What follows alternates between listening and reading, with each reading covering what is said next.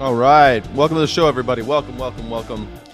This is the show that you've been waiting for, the Pick Your Battle Show.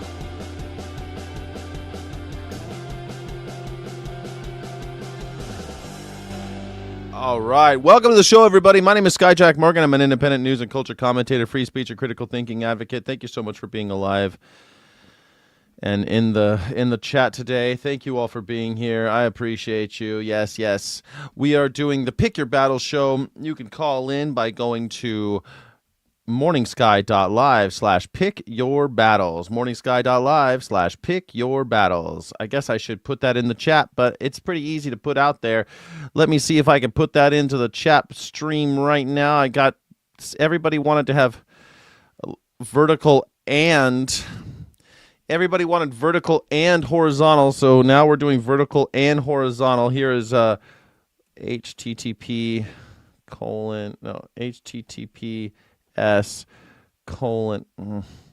God damn it, morningsky.live/pyb. That's the jam.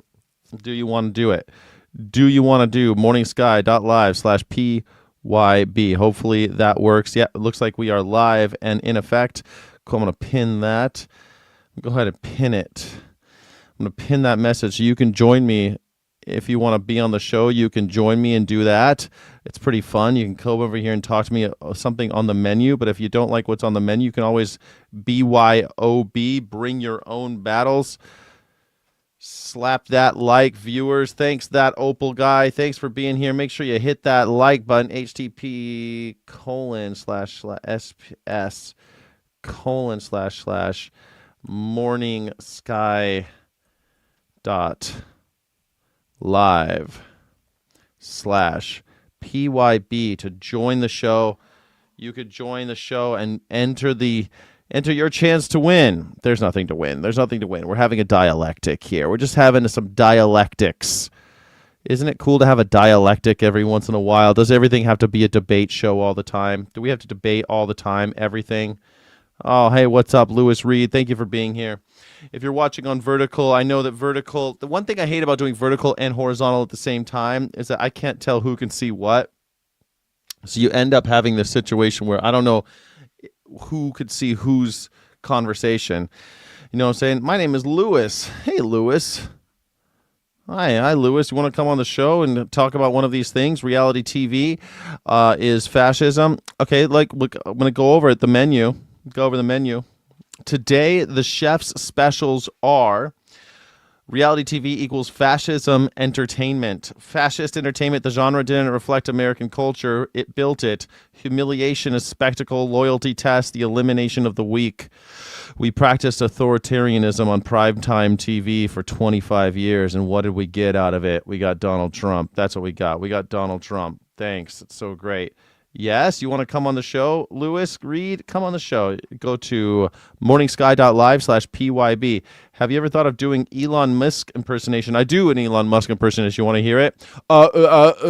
Doc Mega. I'm Doc Mega. No, man. Elon Musk has spent a lot of money trying to look like a real man. He's done so much gender-affirming care to try to look like me. It's a little embarrassing at this point. It's flattering, right? It's flattering, but no, I'm not. Empathy is the greatest weakness of the Western world. Why don't people feel more sorry for me now that I am losing my cars? Why aren't you feeling sorry for me? No, thank you. I mean, the man has a penis implant. I didn't have to get a penis implant. My penis is great. Ask everybody. It's great. It's known throughout the land. It's fantastic. Yeah. Modern day debate. Agreed, but consider exploring modern day debates on a topic you might be willing to debate. You get eyes on the channel. I know. I've been thinking about it. I'm going on a debate this week, actually, on the Chris Bryant show. I got to prepare for it, actually. I'm going to be debating him. I'm not really interested in like the whole drag down winners and losers zero sum game. For someone to win, someone must lose. I feel like we can get together, have a conversation, man. It could be entertaining. It doesn't have to be all this like blood boiling. I don't know. It doesn't make sense to me. Like winners, losers. I don't know. It seems so stupid. That's not human nature. This gladiatorial experience of the internet is annoying. It has its own lore. It does, indeed. Lewis Reed, you could come on the show. Oh, you're leaving? Poor Lewis Reed didn't have the courage. Lewis Reed did not have the courage to come on the show, but that's okay. It's all right. It has its own lore. This show has its own lore, doesn't it? I like to think so. You want to come on the show? Opal Guy, morningsky.live/PYB. The format is The thing about reality TV is that the format is fascist by design. One dominant authority figure, competitors who betray each other for survival, elimination rituals, the weak are cast out, get off my island. And that's not entertainment. That's a political structure, man, and it's getting us used to that idea. We start thinking that politics works like that, and it doesn't. We think that everything works like that, and it doesn't. We're not supposed to be living like that. Reality TV is not reality. It's fascism. It's fascism as entertainment. And then we're surprised that 25 years of that gives us Donald Trump as president and everything is fucked. Everything is just trash. There's a reason why that happened.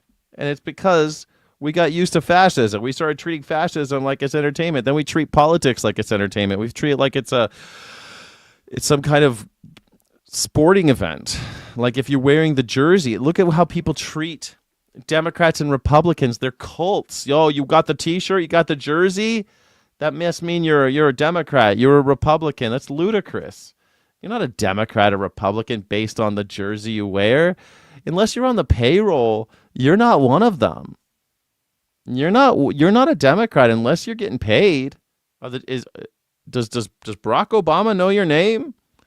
Does he pay you a check? I don't think so, man. Unless are you volunteering and you knocking on doors? No, then shut the fuck up about being Republican or Democrat. It's so stupid. The unitard party. Unitards, man. I'm sick of them. It didn't happen by accident either, this fascist entertainment. Survivor, The Apprentice, Big Brother. These were imported from authoritarian adjacent media cultures and repackaged as fun. That ain't right. Trump didn't come from nowhere. He was the logical product of a country that spent 14 seasons watching a billionaire fire people for entertainment and calling it leadership. This is what real leaders do. We fire people all the time. You know how many people I've fired? I fired hundreds of people. And you're fired. I never did that shit, you know? It's not how it works, man. Only assholes are like that. Nobody behaves that way. Only fascists act that way. Stop doing it. Justin, what are you doing, man? Justin, you want to come on the show, talk about your problem? You got salmonella, Justin? You got some salmonella? Sorry, buddy. Don't bring it over here. Wash your hands. Make sure you wash your hands there, Justin. Don't do anything I want to do. Just wash it. Keep your hands. Getting your hands washed. Wash your hands, baby. All right. Stephanie's on the show. Stephanie, would you mind putting your age in the private chat so that I know that I'm not talking to a minor? And if you want, for extra points, let me know which battle you'd like to pick, or if you're picking your own. Are you bringing your own battle, or are you picking one from the menu? I'm totally okay going off menu, Stephanie. What do you got for me? Right there in the private chats in your right-hand column of your screen. Let me know when you're ready. All right. Pick Your Battles is brought to you by coffee and caffeine in it. All right, Stephanie, thanks for being here. Do you know what you want to talk about, or are you just going to wing it? All right, Stephanie, let's bring you on. You're old enough to know what you're getting into, aren't you, Stephanie? Let's go for it. All right, Stephanie, you are on the air. You got to unmute that mic, though. On the air on PYB. Hello. Hello, how are you? Oh, hey, I'm good, thank you. Wonderful. How are you? Oh, I'm fabulous. I mean, my life has never been better. I'm just trying to, fight fascism and make the world a better place. But, I'm Indeed. awesome.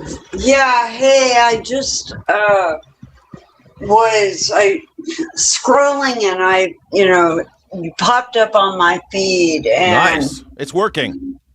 yeah. So I thought, hey, why not? And I looked at all your selections of topics and Yeah. stuff, but I agree with them all, and so I'm going shit. Yeah, Well, I don't have anything to debate against, but that's okay. Not everything has to be about a debate, you know? I mean, how do you feel about how do you feel about what happened this weekend? How was your weekend? Did you go to a No Kings protest or anything like that? yes, I did. You did? How'd you feel about that? Good. I mean, I feel good about that, but well, now there's like two things about it, because it was Saturday and Sunday yesterday. My father just died, and Oh my gosh, I'm sorry. so I was like, I should not have gone. I should have gone to see my dad, but so you're like a good distraction from my thoughts. Yeah, I heard that. So, I lost yeah. my mom and right after the January 6th thing happened, really soon thereafter, you know, in 2021. Yeah. And yeah, it's rough, you know. It's parental mortality is just a hard thing to deal with, and I'm sorry you're having to go through it. I don't know. Thank you. Yeah. Yeah. I know it's just a platitude, but I mean, geez, I feel like I'm never going to recover all the way, you know? I understand. I mean, it was weird because my father was like diehard MAGA, Oh, really? but he was an atheist, or so he said, and so it was just weird all around. Yeah. And plus he was like kind of this Nazi, and so I did not like him. It's But- hard. I completely get that. It's hard. Most of us have Nazis that we love. Most of us do. I mean, almost everyone I've loved is a Nazi. I mean, Yeah. they're all over the place. I feel like I'm swimming in them half the time. So, it's hard because you want Nazis to be like this villain, like this bad guy. Like, you don't want them to be like this super villain, but they're not. They're just Yeah. And half the times you want to punch him in the throat, Yeah. but then you're like, wow, it's your dad. And he's like 86 years old. yeah. And I'm going, fuck. Yeah, I mean, I don't know. I mean, I know once I was old enough to realize that my dad was just a dude trying to figure shit out. I feel like that opened my eyes to a lot of other stuff, you know? I mean, my dad's in the memory ward. He's got dementia. I mean, he doesn't know. I mean, I still call him, but I mean, he doesn't remember the last time I called. Sometimes I feel like, why am I even bothering, you know? So I get Sorry to hear that. I'm Oh, my so sorry gosh. to hear that. it. Stephanie, we got a lot going on, don't we? Yeah. Yeah. You mind if I come to California and hang out at your place? Yeah, come on down. Come on down to California. Where are you? What state are I'm you in in? Dallas. You're in Dallas. Wow, yeah. I was just in Galveston area I was in Houston and Galveston not so long ago. A couple months ago. Cool. Yeah, I like Cool. Texas. You like it out there? It's too much right now. Yeah. Well, it's got good pockets of blue, Yeah. and Dallas is one of them. And I love Texas, but only because I'm from here, and so it might be my bias. But I love the geology and the ecology and the animals, and I love like West Texas and Yeah. all the mountain lions and the black bears and all that's really cool, and ocelots, and it's fabulous, and all the bobcats, because I'm a big cat person. Oh, yeah? but I just really hate the politics. Like Greg Abbott, he's a pedo protector, and it pisses me off. I remember Greg Abbott was talking so much about trans people, and that photo came out of him wearing drag in his yearbook.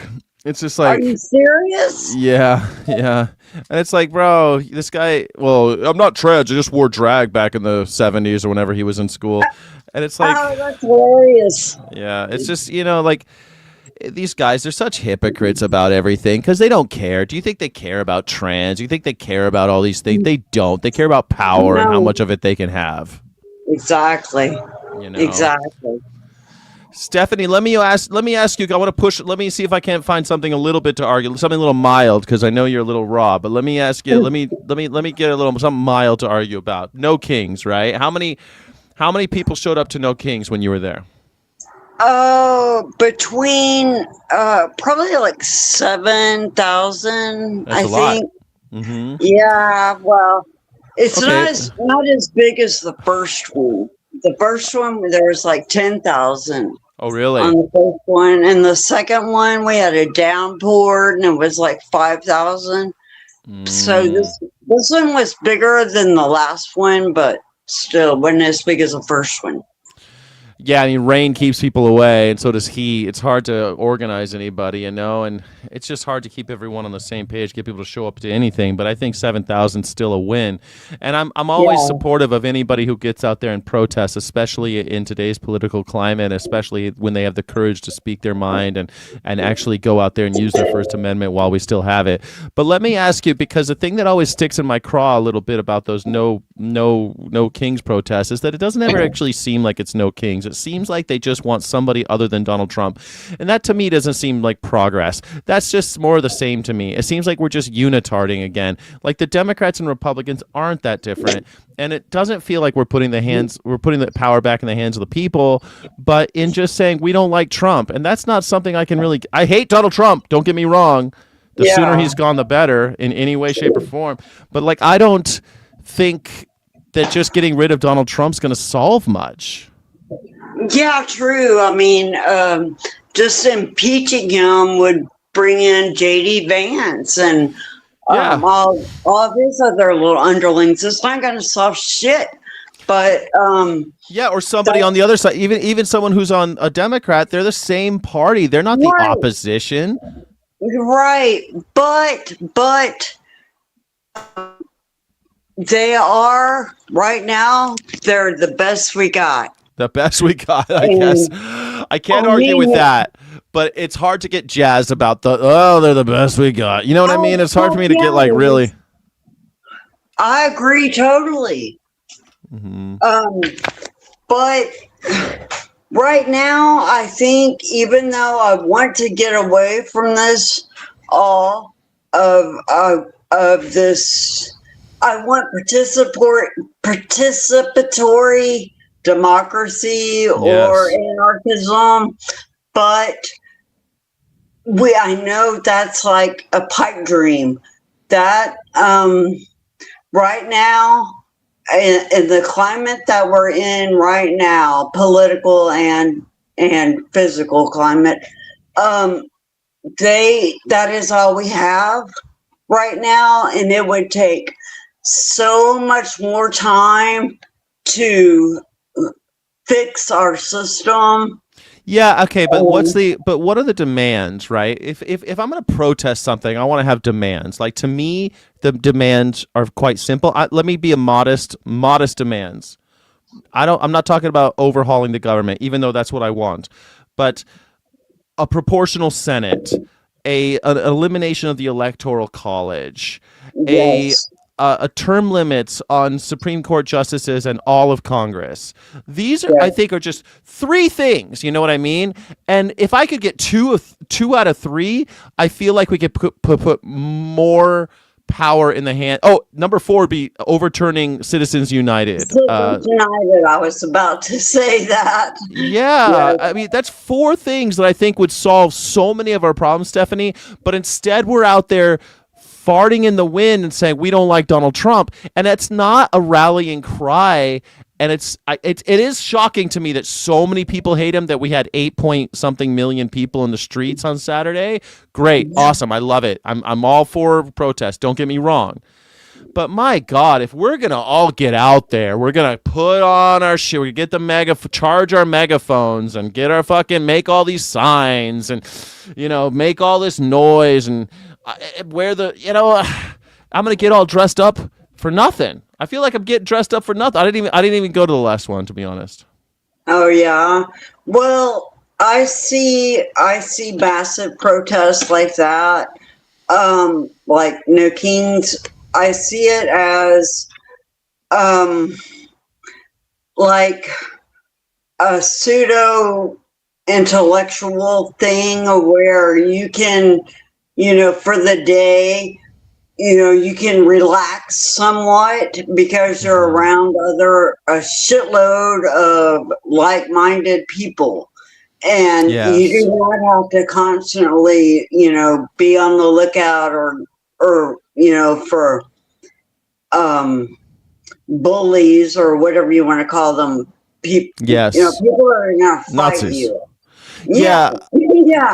Yeah. Speaking of that, we were on, a lot of us were on a march going through downtown, and we were in the middle of it, and it stopped. It would stop for a few minutes and go about 10 feet forward and stop, I was like, what are they waiting for, red lights or something? But it turned out that the guy from Oath Keepers and God. Yeah, one of those neo-Nazi guys, those white supremacist guys were there trolling. Yes, and they were, starting shit. But so. Well, those guys always show up. They try to I went to one in Irvine, and these guys showed up and tried to cause problems. These guys, they're just agitators, That's all that happens. Someone's asking, like, well, how do we change? How do we really make change? What do? We demand it from our representatives, and this is the problem with the Democrats. They're taking the same money. They're taking money from AIPAC. Don't forget, man, like. Barack Obama built the cages. I mean, he paved the way for Donald Trump. A very huge disappointment. The culture wars. Pretty much. But then again, Donald Trump, was like, he did build his empire on the back of Obama was not an American or whatever. And so he's not supposed to be there. He's illegitimate. The birth. He was a birther, but at the same time, it's like that's just saying like the Republicans are worse. And my question would be like, worse at what? They are worse at what? Wars are all out in your face Nazis, but Democrats are just the Nazi light. But that's all cultural. They're Nazi light. You're right. It's like Diet Coke versus Coke, but at the same time.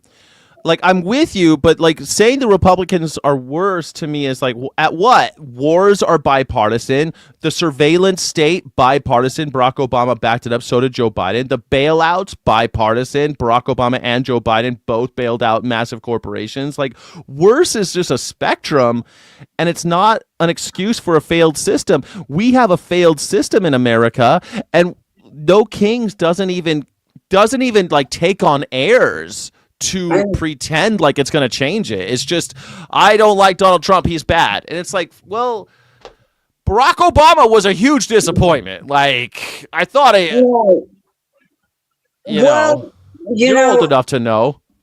Yeah.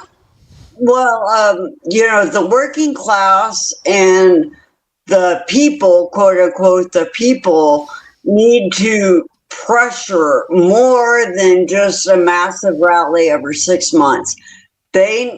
We need to step up the shit.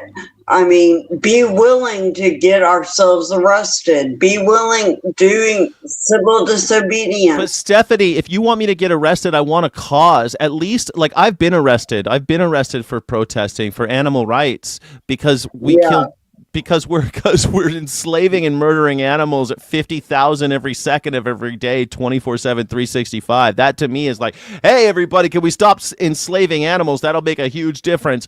Like, arrest me for that. Arrest me for saying something that's unpopular. But saying something like Donald Trump is bad and he's a little bit worse than Barack Obama,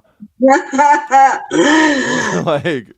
Hey, I'm with you. I'm with you. If you want to arrest me for being an anarchist and saying that we need to put power to the people, then yeah, let's get arrested over that.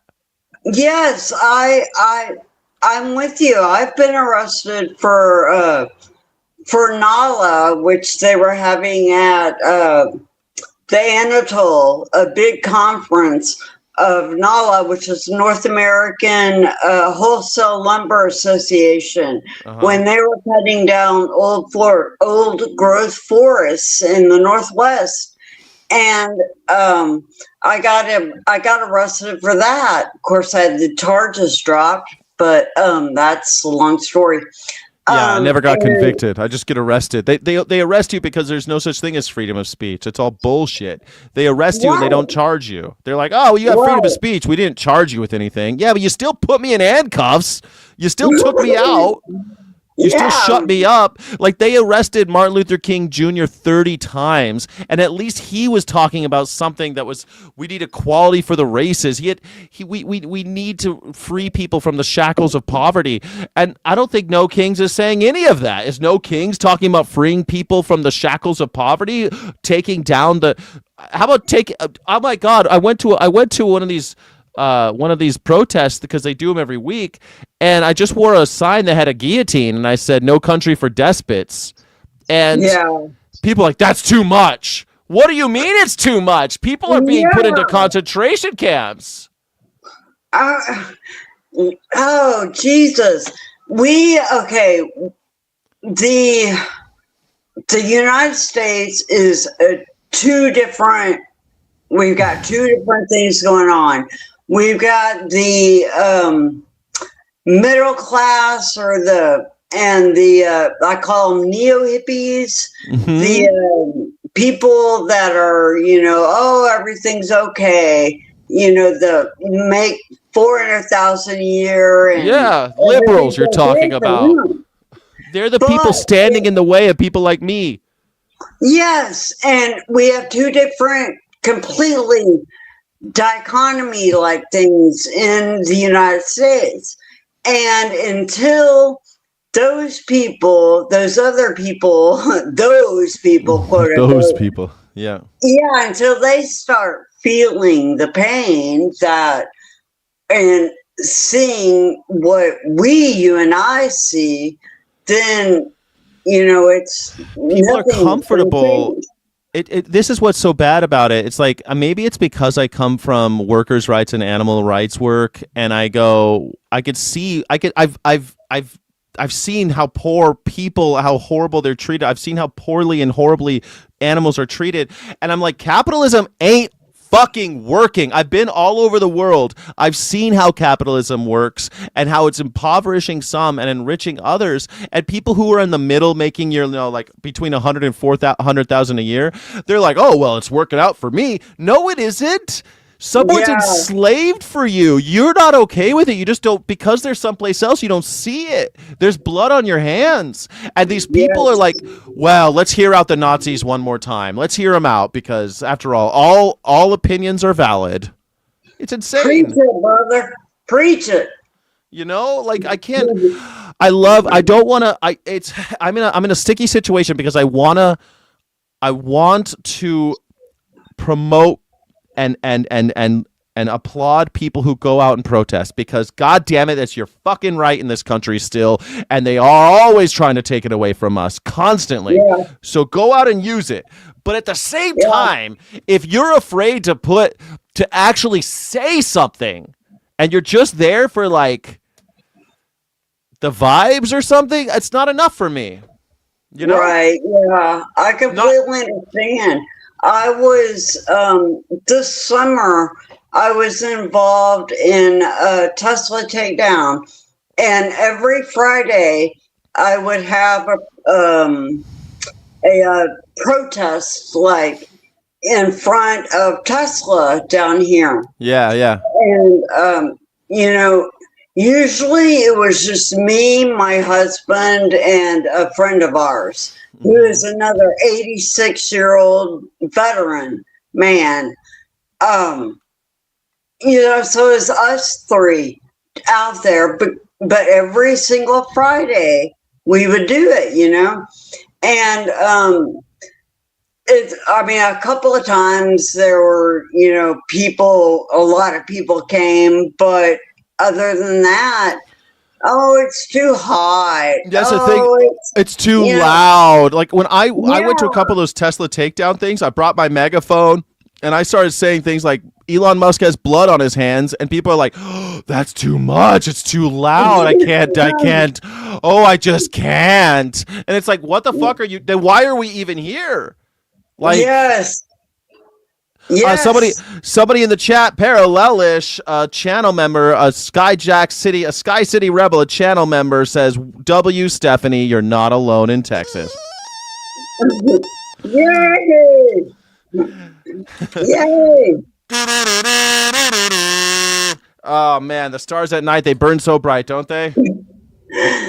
Deep in the heart of Texas. That's right. Don't mess with Texas, baby. Thank you, Parallelish. Thank you to all the channel members. Sky City Rebels represent. Can I get a W in the chat? Some Sky City Rebel emojis for Parallelish for supporting the channel, please. Thank you so much for being here, everybody. Thanks for doing that. Drop some emojis in the chat for Parallelish and our guest, Stephanie. If anybody wants to join, all you got to do is go to morningsky.live/PYB. Here it is on the screen. Thank you, Navia, our illustrious moderator. Thank you so much.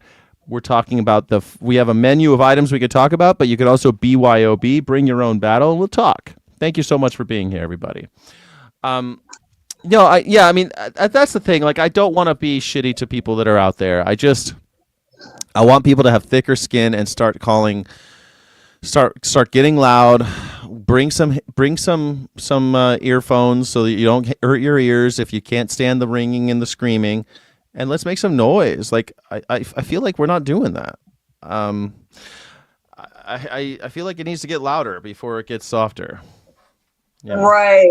And, but what I also wanted to talk about was back to my father and his death. I was talking to like my best friend, one of my best friends last night, at like 2 a.m, and he was saying like when another friend of ours died, like how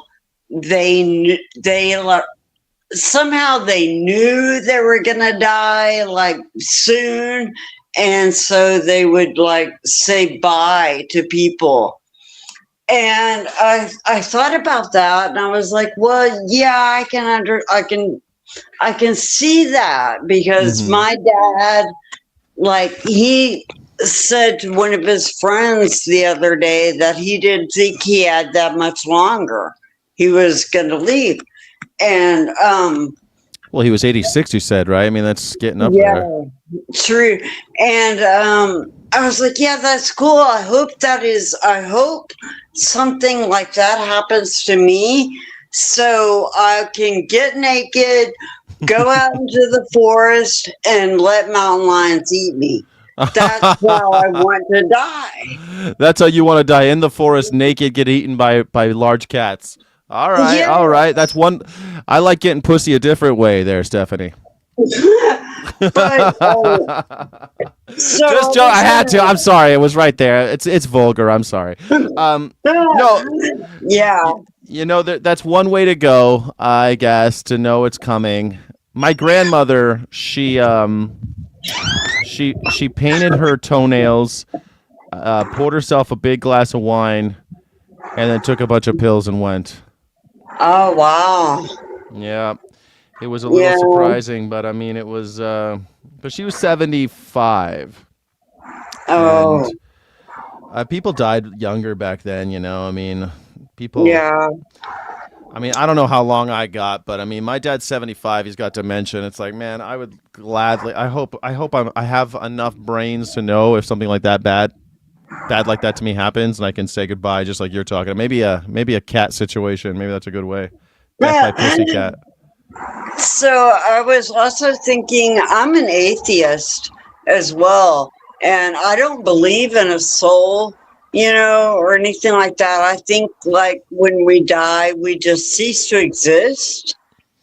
Something exists. I mean, you're still energy and all of that. I'm sure you're aware, like energy doesn't die. I mean, we're just a manifestation of the universe. We're just stardust at the end, right? Exactly. We, our atoms will transform and go into a mountain lion, or whatever, the rest of the other earth.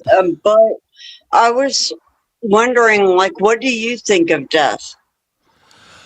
I'm sorry, what was morbid subject? No, I think about death all the time. It's something that I think about constantly. So I don't think that there's something conscious that happens. I think we go back to what we were before we were this. It's amazing. It's amazing to think that there's some kernel of my existence, that there's something that makes me me. And I have a hard time not holding on to that, right? I want to believe that there's something that makes me me. I feel unique. I feel like because I'm an individual and I've experienced things that only I've experienced, I am unique. And yet I'm just like everybody else simultaneously. I feel like this idea of the universe trying to see itself, that a human being is only there to witness and appreciate the beauty of the universe, or else why would it be so beautiful? So when I die, I become part of that thing that I find so beautiful. I'm okay with that, and I think I can find peace there. Some days I'm afraid of it, but most of the time I feel like it's an inevitability, and fearing it doesn't solve anything. So you might as well just. I guess I'm more afraid of the unknown, I suppose. Like to be or not to be speech. We'd rather fly to ills. We'd rather bear those ills we have than fly to others that we know not of. Right? There's something about this existence that seems worth holding on to. I'm not sure what that is. Do you? No. I think that is just part of your conscious, your unconscious mind. Yeah. Like I said, I personally just think you cease to exist. It's like when you were born. Do you remember before you were born? It's something like, are you afraid of 1890? Well, no, because I didn't exist. Well, then why are you afraid of 2090? Yeah. And I get that, but I don't think we don't exist. I think there's a piece of us that goes on. Plus, stick with me, we leave behind artifacts of ourselves, and your father is still living on through you. And his memories have helped shape, even biologically, biochemically, have shaped your brain, and in DNA and all that too. But even just knowing him has shaped you and made you who you are. So he's still here. Now, I don't know my great-great-grandfather, right? I don't even know my great-grandfather. But But something's with me. Something's with me from that dude. I'm not sure what. So something lives on. Something's here, and that's okay. It doesn't have to be spiritual. Why does it have to be? Why do we have to make everything invisible and spiritual? Right? It could be biochemical and physiological. And that's okay. Yeah. It is okay. Yeah. On an honest doubter says you're not the lamp, you are the electricity. Yeah, I like the Buddhist idea of you see a splash of water, and all the drops of water come out, and then they return to the body of water. I feel like that's what humanity is, that I am an individual drop of water, but I'll return to the whole again. I'll be just a piece of the whole again. I like that analogy. I've not heard it before. About the water droplets. Yeah, I mean, I feel like we go home in some regard, you know? We go home to what we were before we went on this adventure called life. It's so short, Stephanie. Right, right. If you think about how short 100 years is, and most of us aren't going to make it to 100. Right. And all the fears that we have and all the things, it seems like so many of our fears are a waste of time, and we should just go with it and live life willy-nilly and fearlessly. But that's hard too. That's why everyone should be arrested at least once for justice, you know? Yeah, you could say that about a lot of things, Stephanie. We should all be doing a lot of shit at least once. But I feel like we have such a short amount of time to decide what kind of people we want to be, what kind of principles we want to adhere to, what those values are, that being milquetoast about them and limp-wristed about them doesn't seem like it's worth it. Compromise doesn't seem worth it in a lot of ways, unless you're just, doesn't seem worth it. So I want to try to do the best I can. And fight. Try to be a better person than you were the day before. Yeah, and also and we all have to go through that. Like, there's times in my life where I'm like, oh, why was I doing that? Shit, that was a waste. Why did I say yes to that? I shouldn't have done that. Right. I like being high friction, and I want to be more high friction about these things. But I also like living life to the hilt. Yeah, but you're not afraid. You no longer regret your past, nor are you afraid of it, nor are you. Oh shit! I can't remember now how it went. We no longer regret the past, nor do we dwell on it, or something like that. Well, we don't live there, that's for sure. We live in the moment. We can't live in the future, and we can't change the past. So why not embrace what we have here today and try to make the most out of it, right? Yeah, I tried to get sober in Alcoholics Anonymous once. Well, yeah. I did actually get sober, but and I'm no longer in Alcoholics Anonymous, but I am still sober. But that's where that little thing came from, that little saying. Yeah, sounds like. Yeah, remember. It was, we no longer regret the past, nor wish to shut the door on it. I like it. There's a lot of those sayings coming out of AA. Has got a lot of, the prayer, then all the serenity prayer and all of that. That's some good stuff. But good on you. Good on you. What are you still on that train? Yeah, I'm still sober. Yeah, I haven't had a drink since 6/23/97. 97. Wow. Yeah. Wow. Yeah. Wow. So you got sober early. I mean, you're only a few years older than me, so I mean, I got sober when I was 22. 21, 22. Yeah. Geez, good for you. So you're still a friend of Bill, huh? No. No.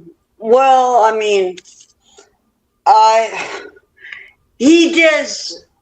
Alcoholics Anonymous did like good for some people. Yeah. But it has like a really bad success rate.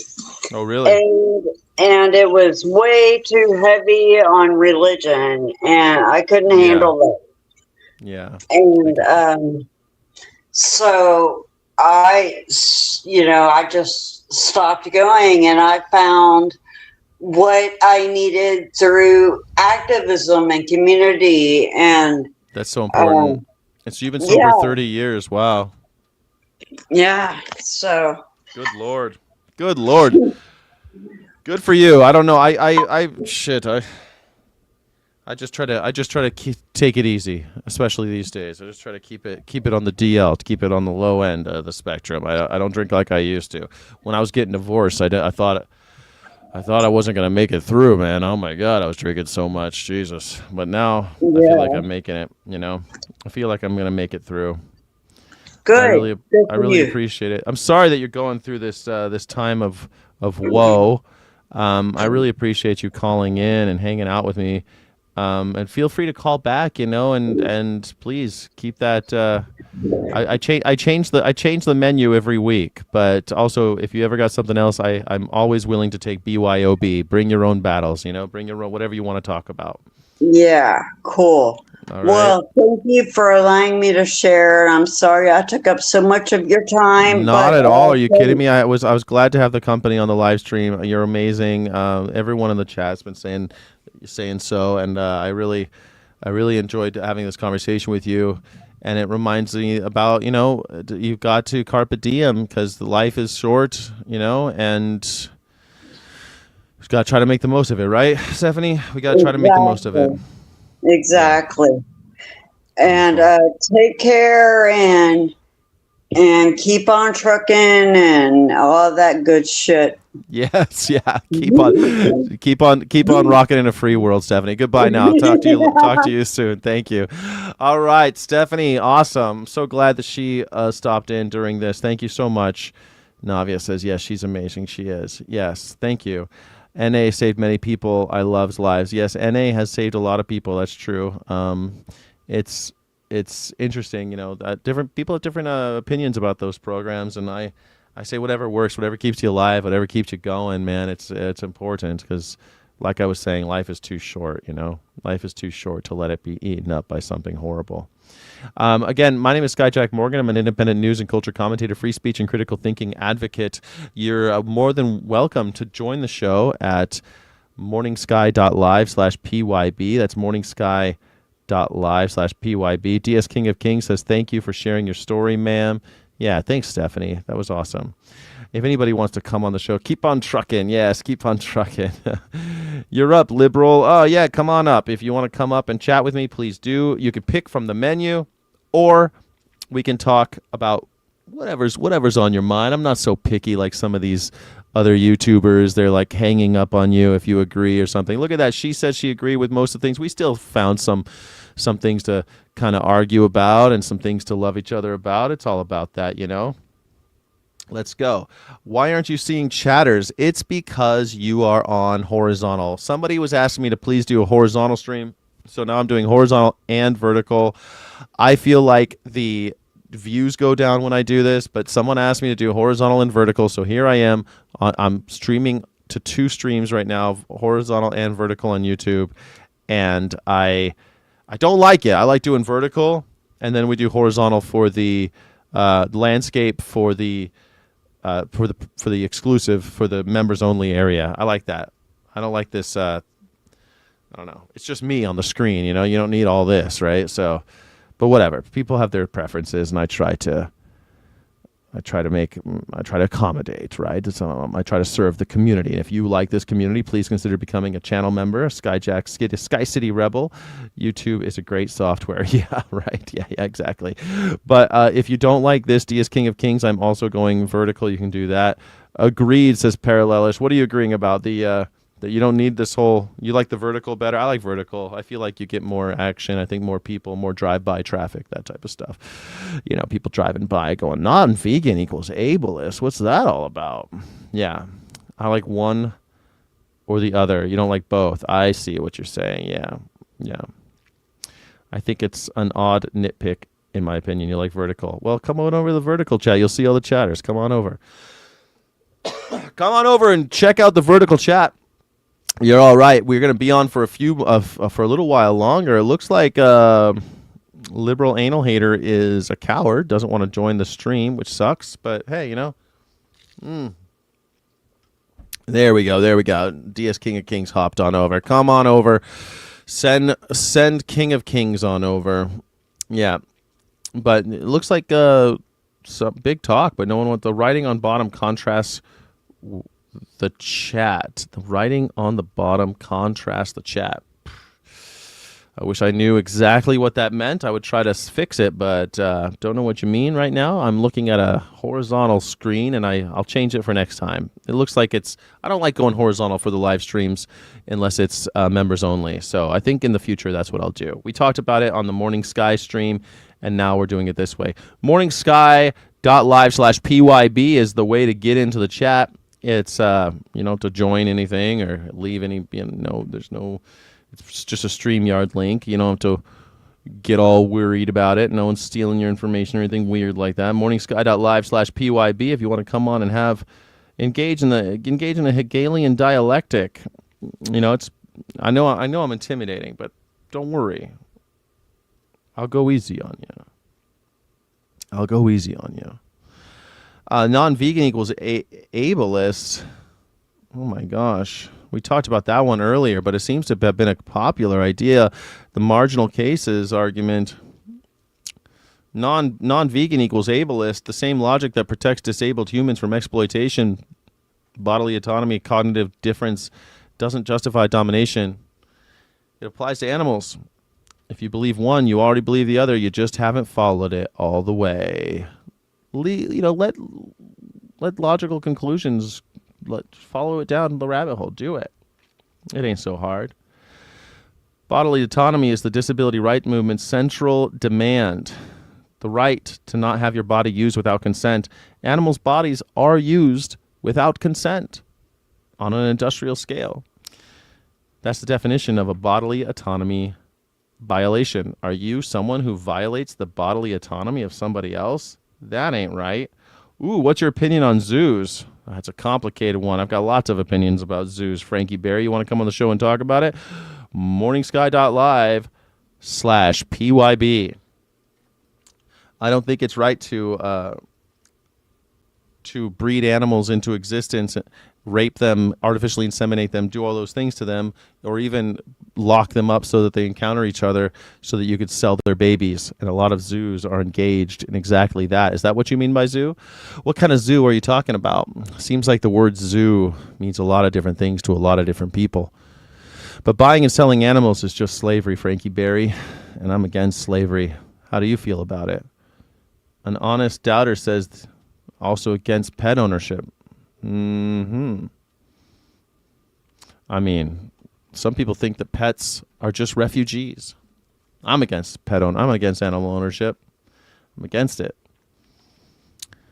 Venison is good. Well, sewer rat might taste like pumpkin pie, but I wouldn't know. I don't eat sewer rat. I don't go around. I mean, I'm sure that the rapist thinks rape feels good. Is that a good excuse for rape? Is that a justification? Is raping a person justified by the joy of the rapist?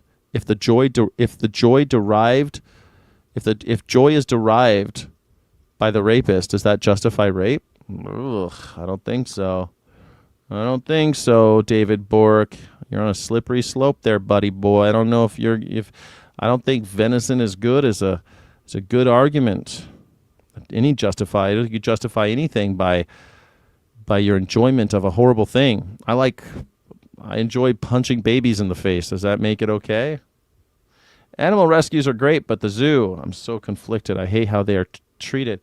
Well, most zoos aren't engaged in animal rescue, or if they are, they're engaged in only a small part of their business is animal rescue to give the people the good feels.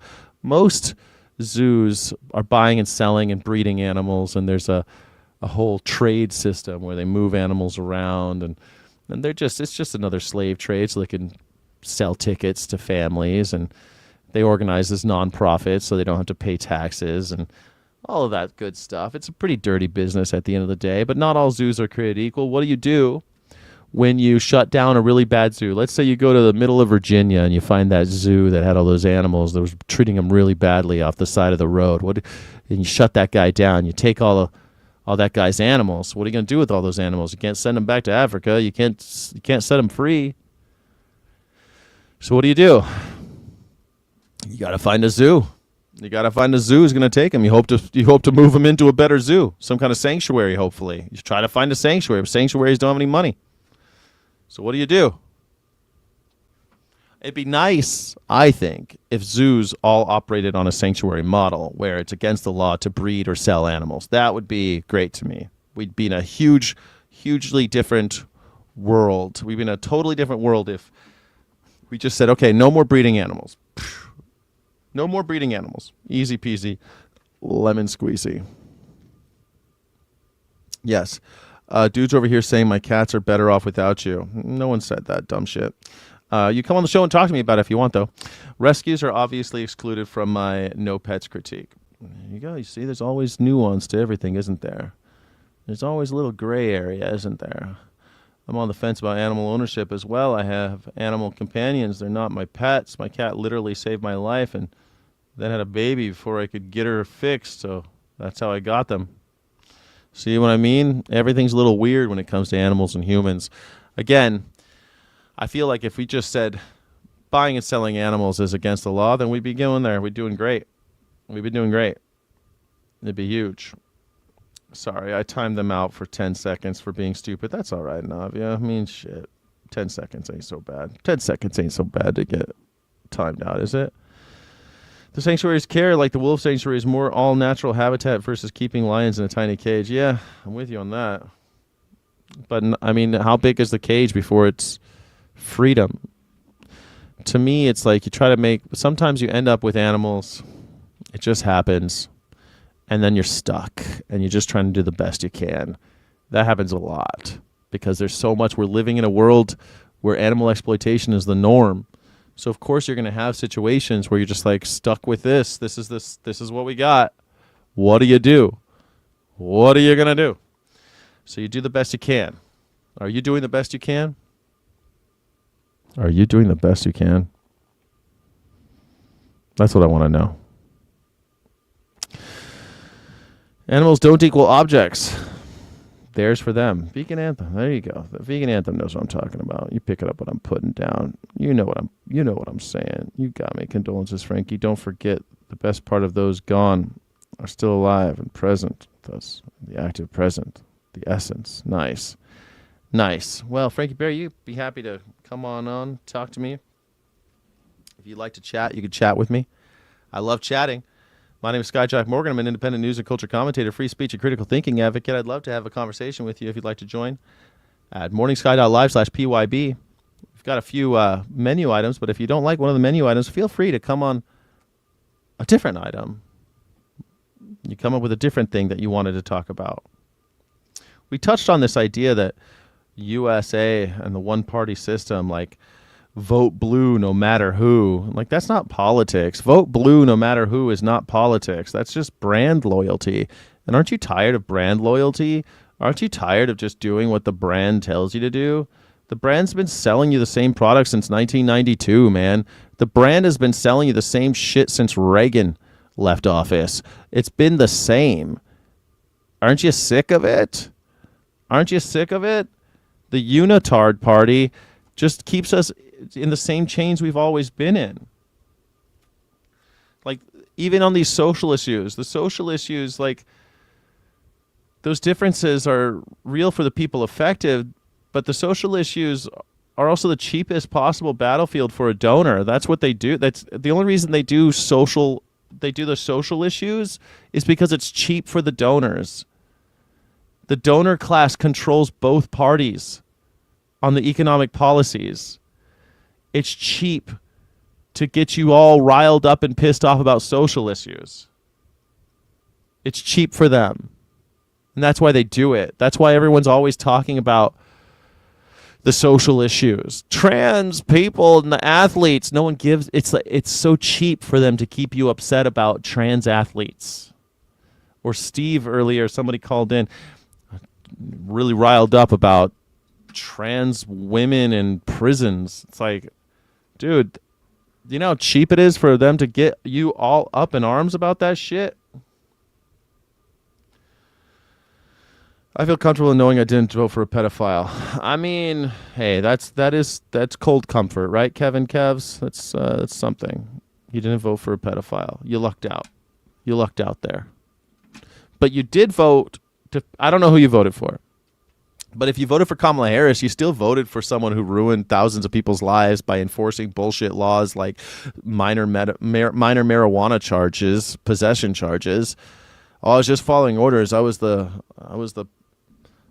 damn prosecutor. I had to. Like, these are the people that. Are you proud of it? I'm not proud of that. I'm not proud of Kamala Harris. Yeah. This is also true of stories of Trump and Biden's gossip about a figurehead. Yeah, except I think gossiping about Donald Trump is pretty intense. I mean, he was best friends with Jeffrey Epstein, and he was a criminal. He was a criminal conspirator, a co-conspirator of Jeffrey Epstein. That's pretty intense. Between your live and this other person's live, I hang out. Definitely a breath of fresh air. Thank you, Frankie Berry. I forgot there are folks who don't engage in the toxic tribalism. Man, that's what I'm mostly about. I'm trying to get rid of the cults. I don't like cults. I don't like them. Did you vote for Biden? He's kind of pedo adjacent. The thing is, like, all those people didn't do anything about the pedos. They didn't do anything about them. Kamala Harris was vice president for 4 years. She didn't do shit about the pedos. She didn't get those Epstein Island shit. She didn't open the books, start prosecuting. She didn't do any of that. Biden didn't do any of that. I'm supposed to be like real jazzed that we got the. I mean, I guess it's worse to have Donald Trump, sure, because he's an actual co-conspirator. But what's the difference? Aren't you a co-conspirator just by degrees? Meanwhile, the same wars are fought by the same people, the poor, and the same people, the top, Republicans or Democrats. It don't matter none. We got to vote third party. You got to start voting third party. You got to start voting in primaries.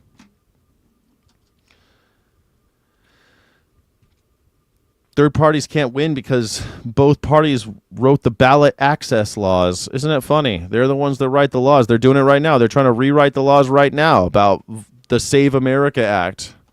That's not a coincidence. That's a cartel protecting itself.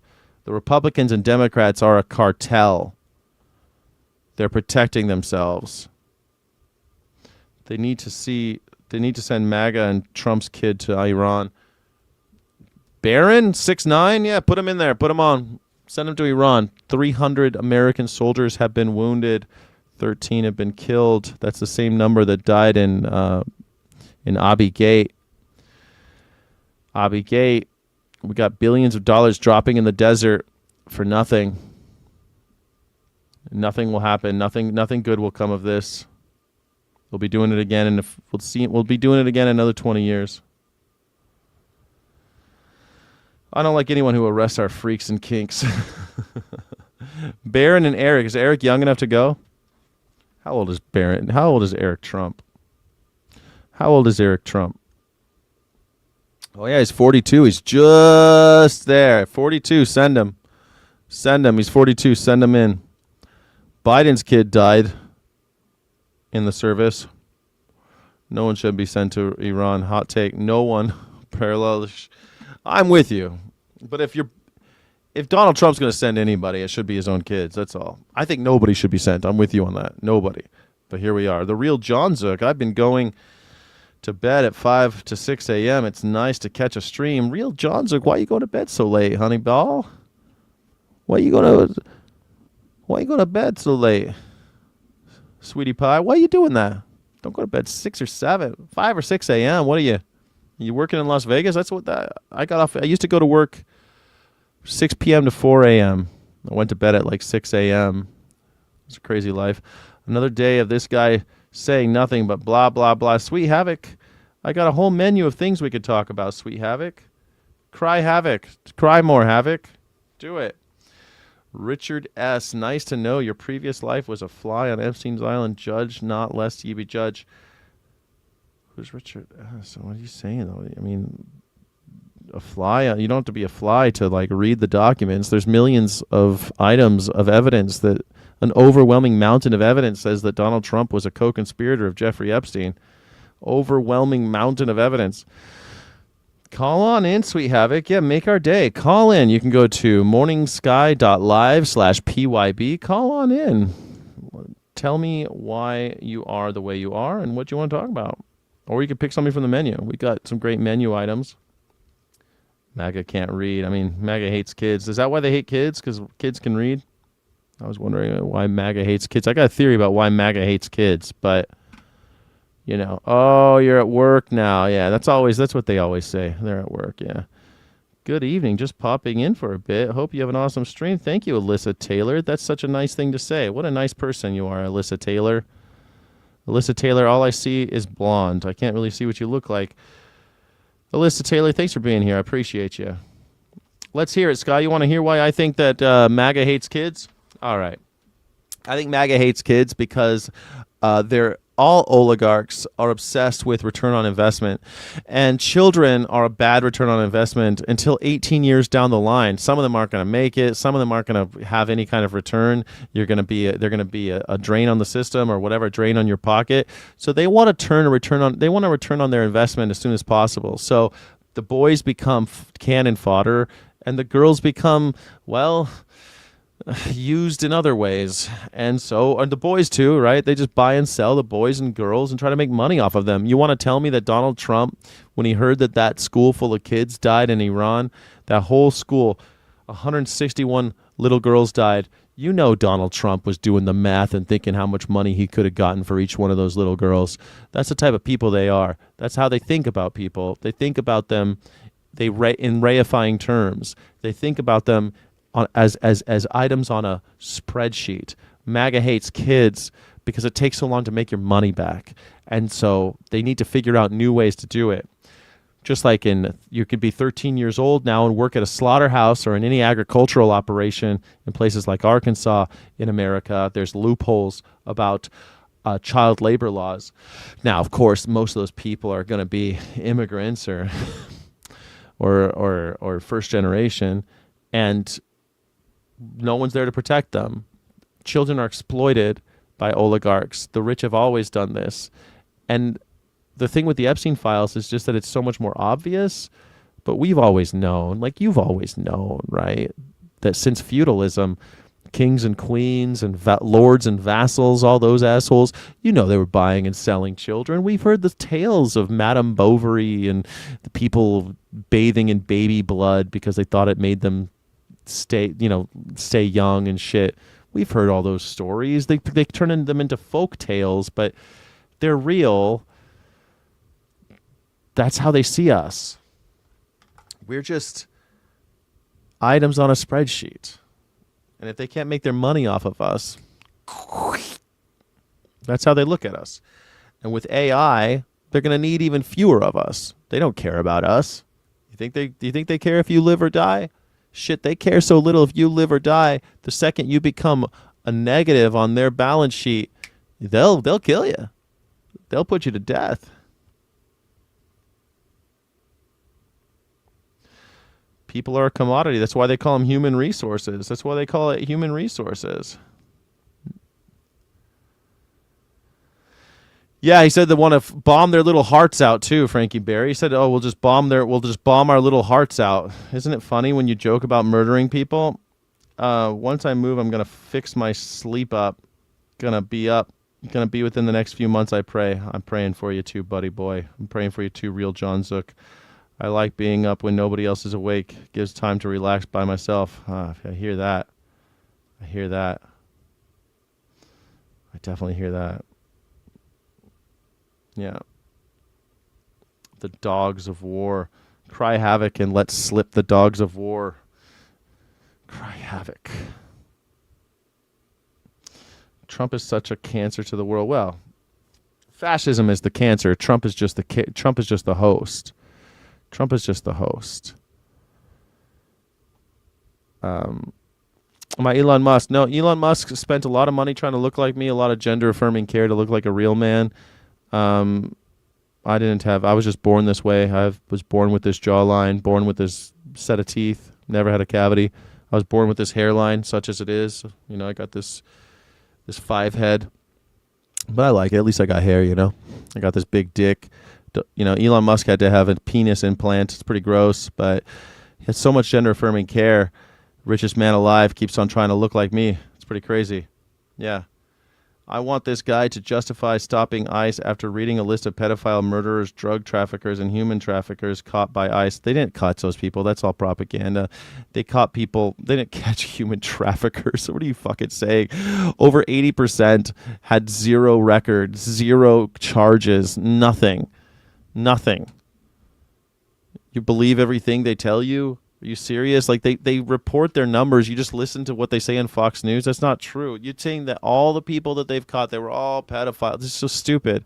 The lady down selling tacos on the bridge, that's a pedophile. Is that what you want to say? Those guys hanging out at Home Depot trying to make an honest day's work. Those guys are Come on, man. You're such a joke. It's like you just fall for the same Nazi jokes, the same shit the Nazis did. Oh, all the Jews, they all did this, they all did that. It's all their fault. You just make up these stories, these new boogeymen. It's always so funny that the trans people, and it's always the politically vulnerable, the people who have no power, that are the biggest threat. Guess what? We all know who the real pedophiles are. We all know who the real child traffickers are. They're the rich. They're the billionaire class.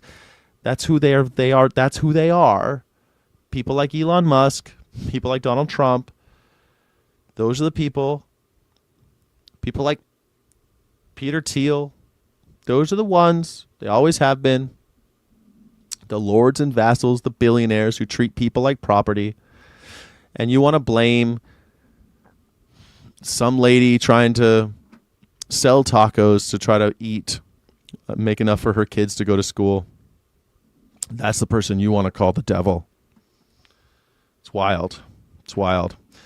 ICE, it's funny because I have actually worked with INS, a little bit with ICE, but mostly with INS through the years. And then ICE, I guess in 2004 ICE was invented in 2004.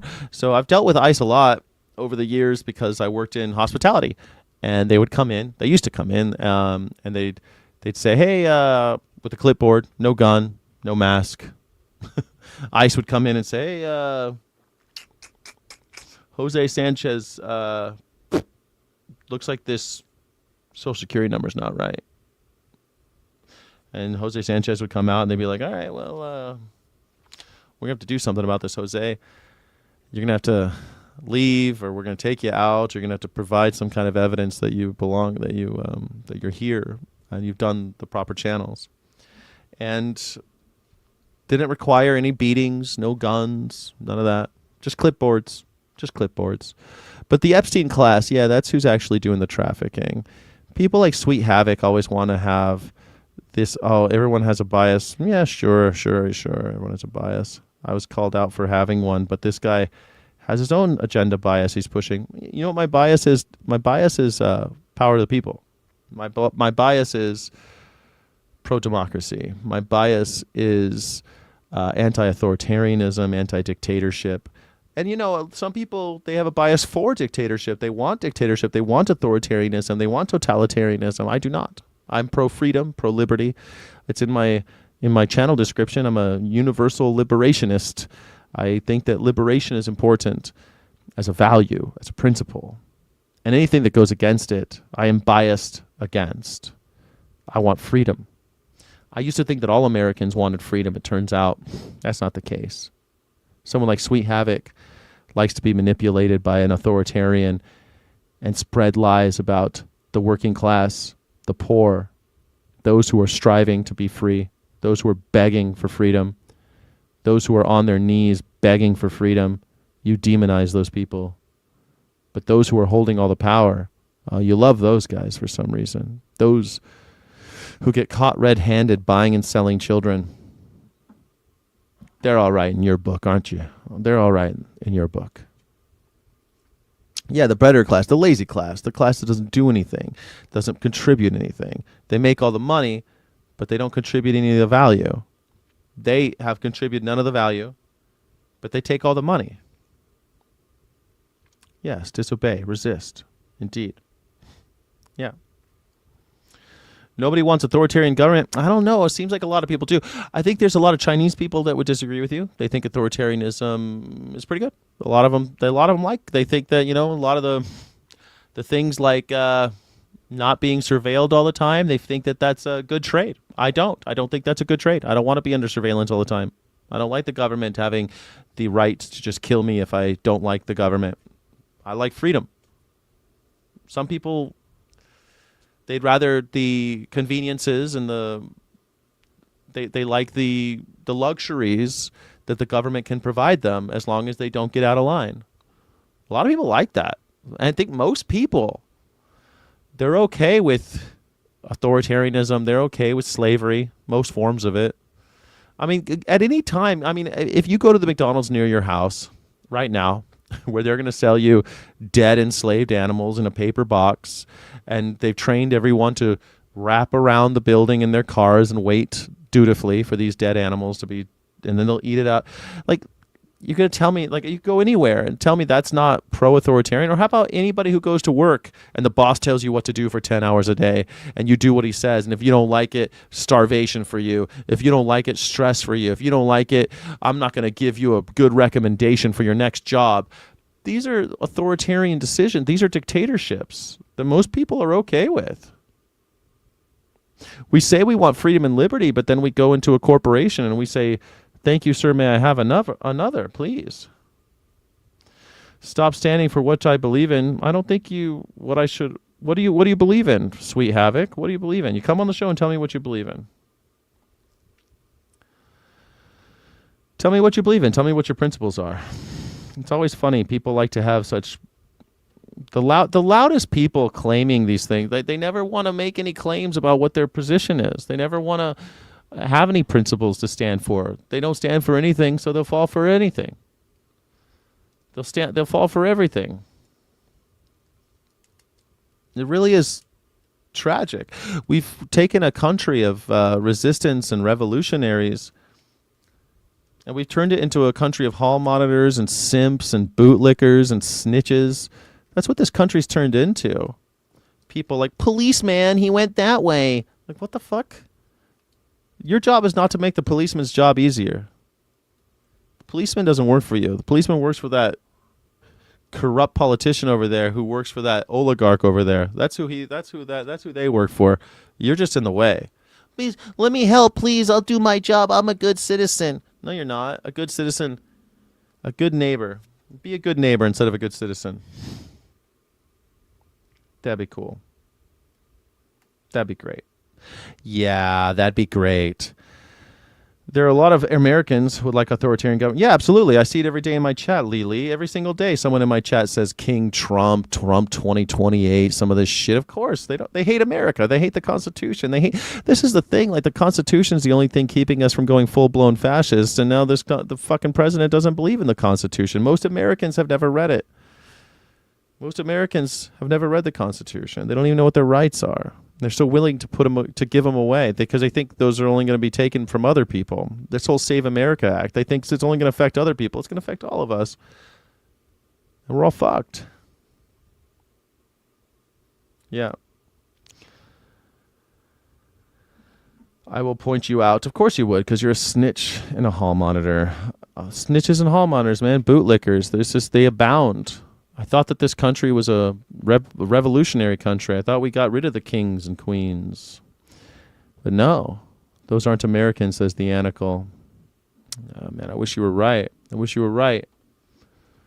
I like to think that this American experiment still has something left in the tank, but I don't know, man. The American century is over in 18 years. In 18 years, the American century is over. Whose century will it be next? How about Alex Preddy? Yeah, how about Alex Preddy? Killed for having freedom of speech? There's no such thing as freedom of speech. Everyone loves freedom of speech as long as you're saying something pro-government. Then you got plenty. Then you got plenty of freedom of speech when you're saying something pro-government. You say something critical of the government, well, you're a terrorist. You're a dissident. Well, Jesus Christ was a dissident. Jesus Christ was a dissident who was killed by the state. And yet all these maggers want to pretend like they're Christians. Come on, man. Read the Bible. Read the Constitution. Read it. It's right there. It's right there. Like, they don't even try. They don't even have to cover up what's in the Bible because they know you're not going to read it. They don't have to hide the Constitution because they know you're not going to read it. You know, I heard this conspiracy theory once that they were going to stop teaching cursive in schools because then Americans won't be able to read the Constitution and they won't be able to read the Declaration of Independence and stuff like that. It's like, fuck, nobody reads it anyway. None of you guys are reading it. It doesn't take long to read. You don't have to be a scholar about it. Like, read the Bill of Rights. How about that? Read up to like the 15th Amendment. How about that? Just read that. At least know your rights. You know what I'm saying? Sky, do you regret voting for Kamala Harris? Do I regret it? No, I don't really. I mean, I thought that, like, my vote at the presidential level doesn't matter. So, because I live in California, everyone knew how that was going to go. But all the down ballot stuff I thought was more important, so I still voted. So I just didn't really think Kamala Harris. I thought there's no way they're going to elect Donald Trump. There's no way. Are you serious again? Come on. After January 6th and all that? No, they still did it. You can't read long paragraphs. That's all right. The Bill of Rights is real short. Real short. Really bite-sized pieces. You're going to like it. You're going to like it. Yeah. Real simple stuff. I mean, shit, they wrote it 250 years ago. It ain't it's not real heady stuff. It's real simple read. I mean, dudes that didn't know what germs were wrote that shit. Dudes that didn't know what germs were wrote that. People here today can't even do it, can't even read it. Don't even bother. Are you guys so brainwashed that you believe everything that's fed to you guys, spoon-fed? Sweet Havoc, you were the one talking about immigrants being pedophiles, bro. You believe everything spoon-fed to you, you little baby doll? Come on, baby doll. Don't be so finger pointy. Don't be so finger pointy. Make it easy, please. Oh, it's super easy, Caterpillar. Super easy. Shit, you don't even have to read the whole fucking thing. Just they got all sorts of versions of it you can read. But you should at least know your rights. Know what you signed. You know what somebody else signed you up for since you didn't consent to being here. You're geeky. Nice. Get geeky. Get geeky. Get real geeky. Navia says she voted for Trump. She voted for Kamala because she thought Trump is a effing idiot. Turned out to be true. Well, yeah, I mean, you kind of saw the worst coming, right? I mean, he's pretty horrible. But like I always say, like, Donald Trump seems like he was inevitable. Like, he couldn't have happened without Barack Obama. Barack Obama paved the way.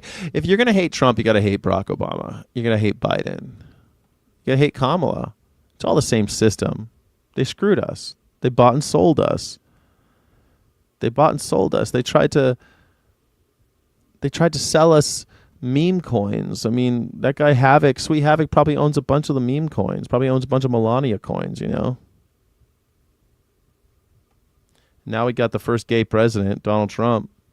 First gay president. War is peace, freedom is slavery, ignorance is strength. Big brother is watching you. Those are the slogans of the party.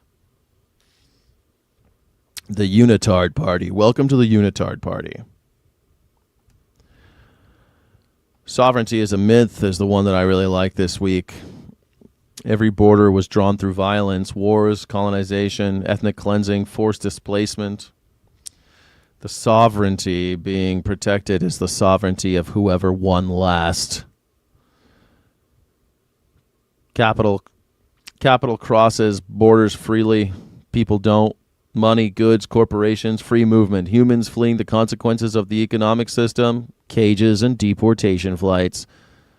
That's not a neutral policy. That's a class system with walls around it. It seemed right to have these walls around us. Why is capital able to move freely, but not you and me? Why don't the birds need passports? How come I'm the only one who needs? How come I'm the only animal that needs a passport? That don't make no damn sense. Sovereignty is just a myth. We just made it up. You didn't earn the country you were born in. You didn't choose it. You didn't build it or inherit it. through any kind of morally coherent process anyway, and you just landed here. And we kill people over that little line in the sand. An honest doubter, hey, thank you for becoming a channel member. I appreciate that. I need my channel member's baby doll. Thank you so much. Oh, Bartleby, oh, humanity.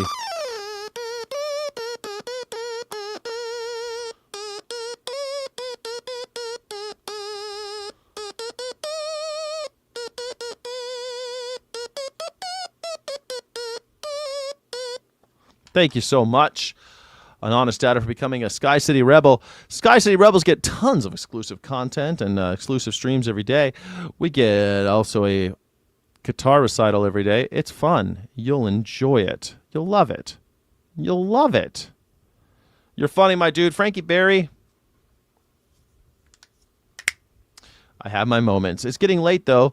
I'm about to call it. Nobody called in. Nobody wants to call in. I only had one caller today. It's always so funny. It's so hard to get people to call in the show. Call in the show. Links in the chat. morningsky.live/PYB. Stream Live app required. No, it's not. You can do it through the browser. Stream Live app is not required. No app is required. No app is required. My question is, how can it be stolen land if there are no borders? Once you wall it off and you're buying and selling it, it's stolen because it's communal. It belonged to everybody. You stole it from all of us. The land belongs to everybody. It's a good question, though. I like it. How do you steal the water? You divert it. You just take it from everybody. The water belongs to everyone. Good question. StreamYard, yes, it is. You could do it, but you don't have to. You can use the as long as you don't use, if you have Chrome or Firefox or any of the browsers. But I've used it inside of Safari too. You could use it inside a browser. You don't need to download that app. It's easier on iPhone sometimes if you get the app because it just lets you. It's just easier, but you don't have to. Sit down and just observe. Most of the shit going on is dick waving. Well, yeah, saber rattling and dick waving, but people are dying. That's real. People are dying. Scott, you might be kind of based. Jocelyn, I'm based AF. I'm based AF. Are you based, Jocelyn? Come on the show, Jocelyn the Great. Jocelyn the Great, come on the show. It's 6:45 p.m. where I'm at.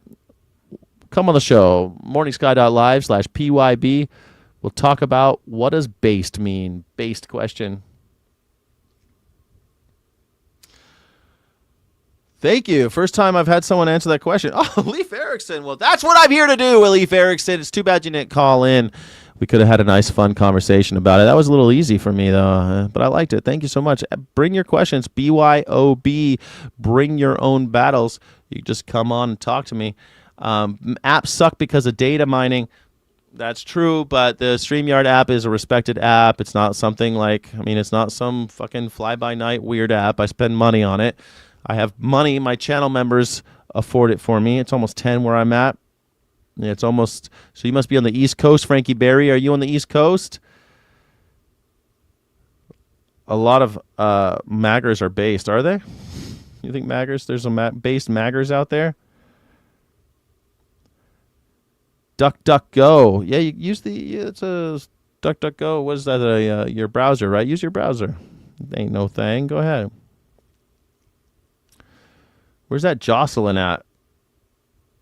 Jocelyn, I thought I was going to be able to talk Jocelyn to come on the show.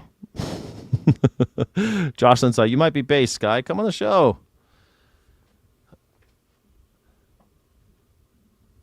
Why is it a requirement to be an idiot to be MAGA? At this point, I think in the very beginning, Kevin, do you think that you were a MAGA? People got too much to pay attention to. There's too much information. There's too much stuff going on. And then this guy comes on. He's like, I'm going to make America great and da-da-da-da. And white people are feeling bad. And I'm going to make you feel better. And so people believe it in the beginning. And nobody believes he's going to do all the crazy shit he's talking about. People do the same thing for Hitler. People are like, he's making me feel German, be proud to be German again, and Germany first, Deutschland über alles. I mean, it just means Germany first. I mean, he said the same shit. And people are like, that sounds pretty good. I mean, shit's kind of sucks. We're going to get jobs, and my prices are going to go down, and all right, let's try it out, you know? But in the 2024 election, after January 6th had happened, and after the Epstein files have been, like, we had the call sheets of the call logs, not call logs, what are you calling them? The flight logs of Donald Trump on the plane with Jeffrey Epstein. I feel like, come on, man. You didn't, but maybe they didn't even hear about it. Maybe they didn't even hear about that shit. You know what I mean? So they go and they end up thinking that he's going to make America great again. They're just like, they believe it. They're suckered. There's no shame in getting suckered. People get suckered for all sorts of reasons. You know, you get suckered into something. Maybe your dad told you to vote that way. But here now we're in 2026. Bombs are dropping over Iran. We're at war. He said we're not going to get in a war. Shit's more expensive. It's 2.9% more expensive than they were when he was elected. Gas is $1.50 more than it was when he was elected. We've bombed a bunch of different countries. There's been a straight up, like, he laughs about the genocide, about the ethnic cleansing in Gaza. The Ukraine war isn't over. He promised it would be. I mean, it's at this point, if you're a MAGA, you might be an idiot. But if you were a MAGA person back in like 2019, before the pandemic, before he botched the pandemic, I mean, back when unemployment was like 3%, and the economy was doing okay. I mean, most of that because of policies put in place by Barack Obama. But so what? He gets to take the credit. He's president. He gets to take the credit. Fuck it. So, I mean, if you believed it back in 2019, I don't think you're an idiot. But if you believe it in 2026, you think Trump is the best and he's the best and all that, you might be a moron. Vernon Harris, how you doing? Hey, I see that. Hey, how you doing? How you doing there? How you doing there, buddy boy? All right, 10 more minutes. Jocelyn. Oh, no, Jocelyn, she's not. Oh, she's still here. There she is, Jocelyn. I can almost see.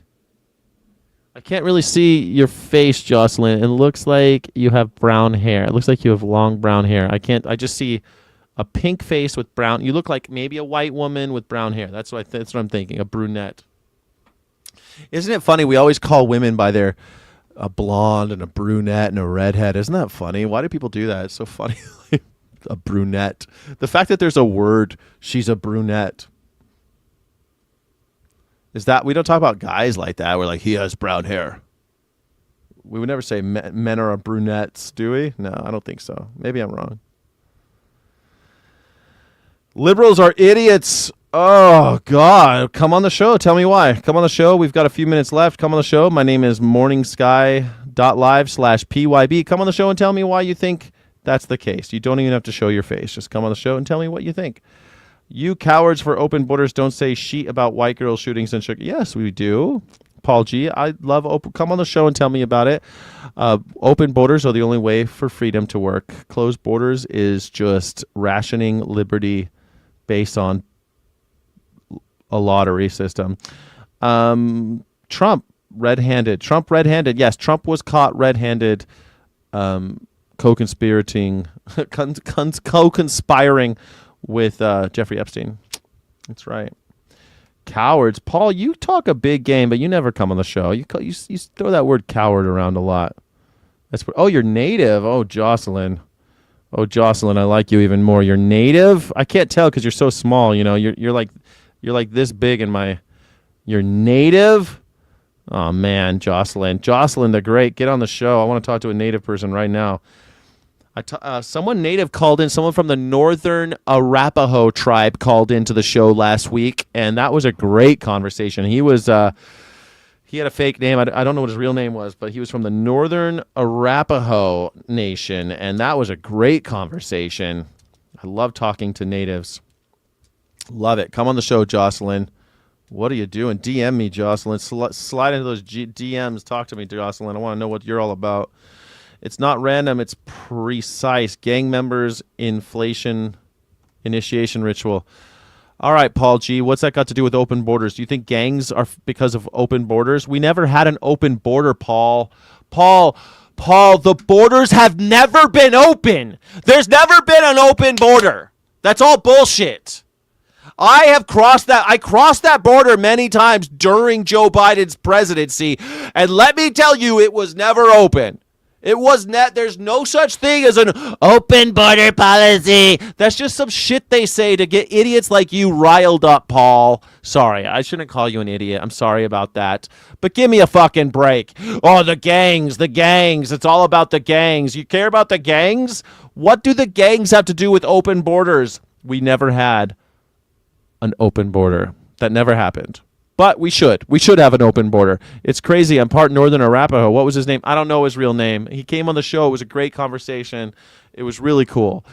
Jocelyn, the great Northern Arapaho. We talked about... I forget what the topic was. I change the topics every week. Is this your first time here, Jocelyn the great? Jocelyn, I feel like you and I are going to be friends, Jocelyn. Jack has a testosterone bill. I've always had a testosterone problem. That's why I want to stick up for the innocent. That's why I want to fight for the rights of others. I think that's what high testosterone gives you. It makes you want to stick up for those who can't protect themselves. It also happens to be, maybe it's just because I'm 6'5", I weigh 245 pounds, and I want to stick up for the people who can't stick up for themselves.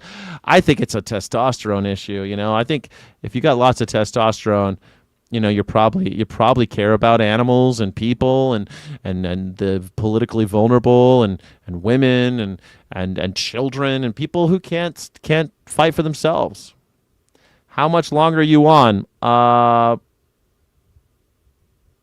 20 minutes. 20 minutes. I try to go 2 hours on these streams. 2 hours seems just about right for these streams. It used to be 3 hours, and it was like, man, I was fucking exhausted at the end of 3 hours. It was like, it ruined my day. So 2 hours. That means I streamed for 6, 7, 8 hours today. When I get done with 2 hours, I will have streamed for 8 hours today. Hate speaker Sargon of God. Thank you so much for the donation, the support of the channel.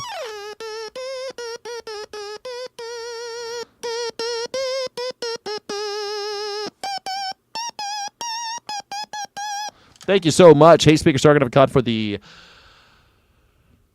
supporting the channel. Thank you for supporting the channel. Oh, I'll defend Paul's honor. Come on the show. You can come talk to me 20 minutes. I wanted to get Jocelyn. I'm trying to convince Jocelyn to come talk to me. But Jocelyn, she's like, no dice. Jocelyn's like, no way. No, you don't. It's just morningsky.live/PYB, Jocelyn. Ding Dang Do It is on the show. Ding Dong Do. I love that little kitten in your PFP. Ding, how you doing? Do. Hey. How you doing?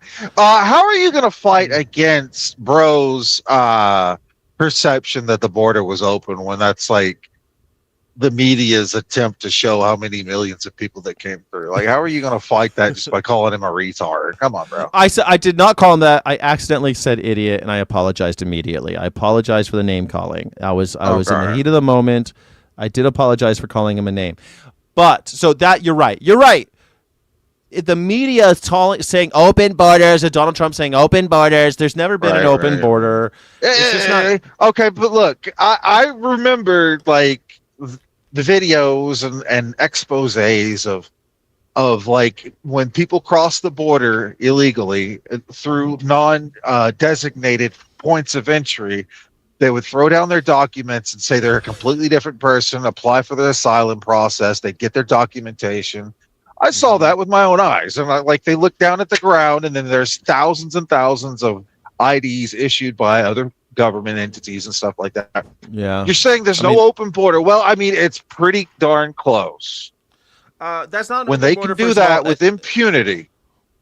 Not with impunity, with due process. We still have to deport them. They have to. A lot of those people are turned away. That's you playing word games. They were turned away. They came right back over. They applied again. There's no way the government is good enough to like actually apply its standards. And they didn't take biometrics and say, no, you came back here last week. No, my friend Leo, he came across twice. He got rejected, came right back.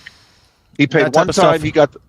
Look, man, if you want to say that the asylum system is broken and we need to have more legal paths. No, and, I want to say that Right. there's bad actors in this world that will course there are. abuse. Yes, that does And not. that is what happened on a mass scale It did not happen on this mass to the scale. tune of That's billions. How many billions of dollars did the cartels make by creating the funnels to these points of entry? How many billions? We could look that up. the funnels were created by us, but the cartels make money through human trafficking, and we make money with them. You think that we're not making that? We are complicit in that crime. That's what's so funny. What I'm the cartels, talking about. Why the cartels, we do that. The cartels are our cartels. They're us. We run the Sure, cartels. Sure. like- Yeah. Okay. If you want to say we need a better system, I'm all for it.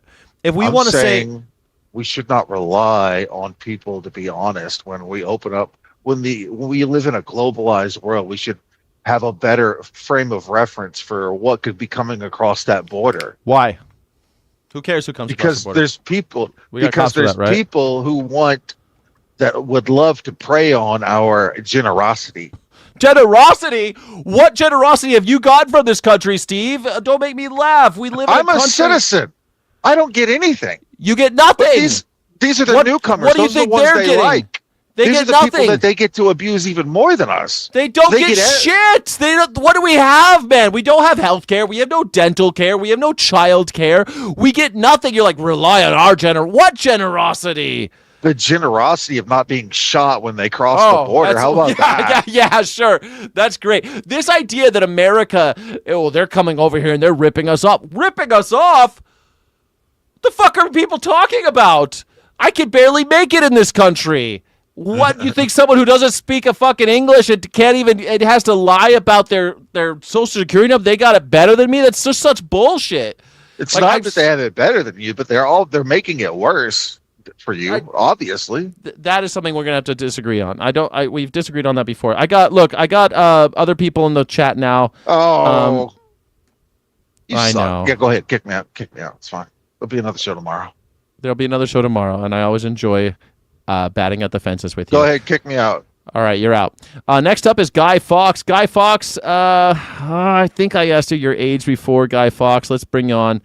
Guy Fawkes, you are on the stage with Skyjack Morgan on PYB. Pick your battles. What you got? One-party system. My check. Yep, there we are. Hey, how are you, Guy Fawkes? You're looking at the You want The to try Roar- Rorschach number 2? Rorschach number 2. Same test, different audience. Rorschach number 2. Same test, different audience. He's All got right. That timestamp. I've got the timestamp queued up. I'm bringing it up right now. Let's see if it'll go full screen. And it looks like that's right. it The is Scott there. Bessent clip. The Scott Bessent clip. I'm going to take the menu off the screen. Administration and you. Let me take it off the screen real fast. Okay, here we go. This is it. Are you watching? Check. Here we go. We'll do that here. We'll show the work. Here's what Scott Bessent said, and even this, like, I don't think any of you know. So I'm actually going to let this play. At the end of this, I only want Republicans to answer. Do you agree with what Scott Bessent said here? Oh, I've Ask seen you, this. On a different topic about a post by President Trump from yesterday responding to the death of former special counsel. Okay, so just so everybody knows what we're doing, Guy Fawkes wants us to have a Rorschach test. What's the question? He pitches the question. But if we pause at the right time and we do a little discussion with the chat, we see where it goes. Okay. Yeah. All right, cool. I see the one. The one is in the waiting room. I'll get to you in just a second. The one. Robert Mueller, he posted this quote, Robert Mueller just died. Good, I'm glad he's dead. He can no longer hurt innocent people. Do you think it's appropriate for the President of the United States to celebrate the death of an American citizen, someone who's a Bronze Star, Purple Heart recipient and who served in Vietnam? Kristen, I was with the President in the green room at Davos, and there was a video playing of what may have been an illegal raid on his home at Mar-a-Lago. They are going through his wife's wardrobe, and I watched the look in his eye, and I think that neither one of us can understand what has been done to the Yes, I mean, I'm sure that Donald Trump was very teary-eyed about this. Here comes the pitch. Here comes the pitch. Let's do it. president and to his family. But Do we agree with that? That Trump should hate Republicans. Only Republicans. Chat. Only fucking Republicans. Do you agree that Trump can be mad at Robert Mueller because they went to Mar-a-Lago and dug through his wife's underwear drawer? Only Republicans, please. Only. Okay, so that's the question, everybody. Let's see what the chat says? In the chat, I know we've got a couple maggers left. Do you think that Donald Trump has a right to hate Robert Mueller because of the raid on Mar-a-Lago where they went through Melania's underwear drawer looking for files? Found files, by the way. They also found them. Can somebody tell me, what does that matter? What does that matter? Okay, anyone can answer, not just Republicans. Not just Republicans. Anybody answer. His pitch was Republicans, but I think it works for a good Democrat test too, or independents even. Sure it does. Sure it does. I think so too. Now I already know the answer to this one. No opinions in the chat. I mean, I do have some opinions. I'll abstain. See, you liberals always ignore the facts that don't fit your narrative. Paul, tell me, Paul, do you think that they should? Yeah, this is the test right here. What facts are we ignoring? Yeah, what facts are we ignoring? Scott Bessent, billionaire Scott Bessent, just got on Meet the Press and said that the reason why Donald Trump said it's good Robert Mueller's dead, Vietnam vet, Purple Heart recipient, Bronze Star awardee, that it was good he was dead because of the raid on Mar-a-Lago during when Trump stole the top secret files.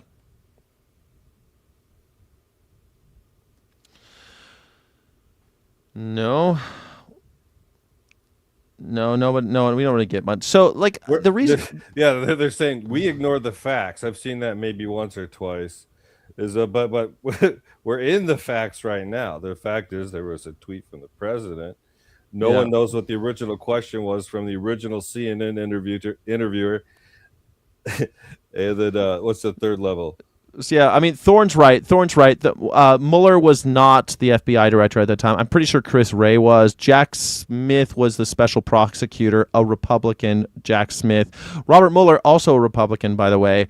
These people are just doing... Ding, ding, ding. Thorne, 1,000% prize. He wasn't, A, wasn't the FBI director. B, Melania wasn't there to see the panty drawers. Yeah, Melania was. Trump wasn't near his wife during the raid.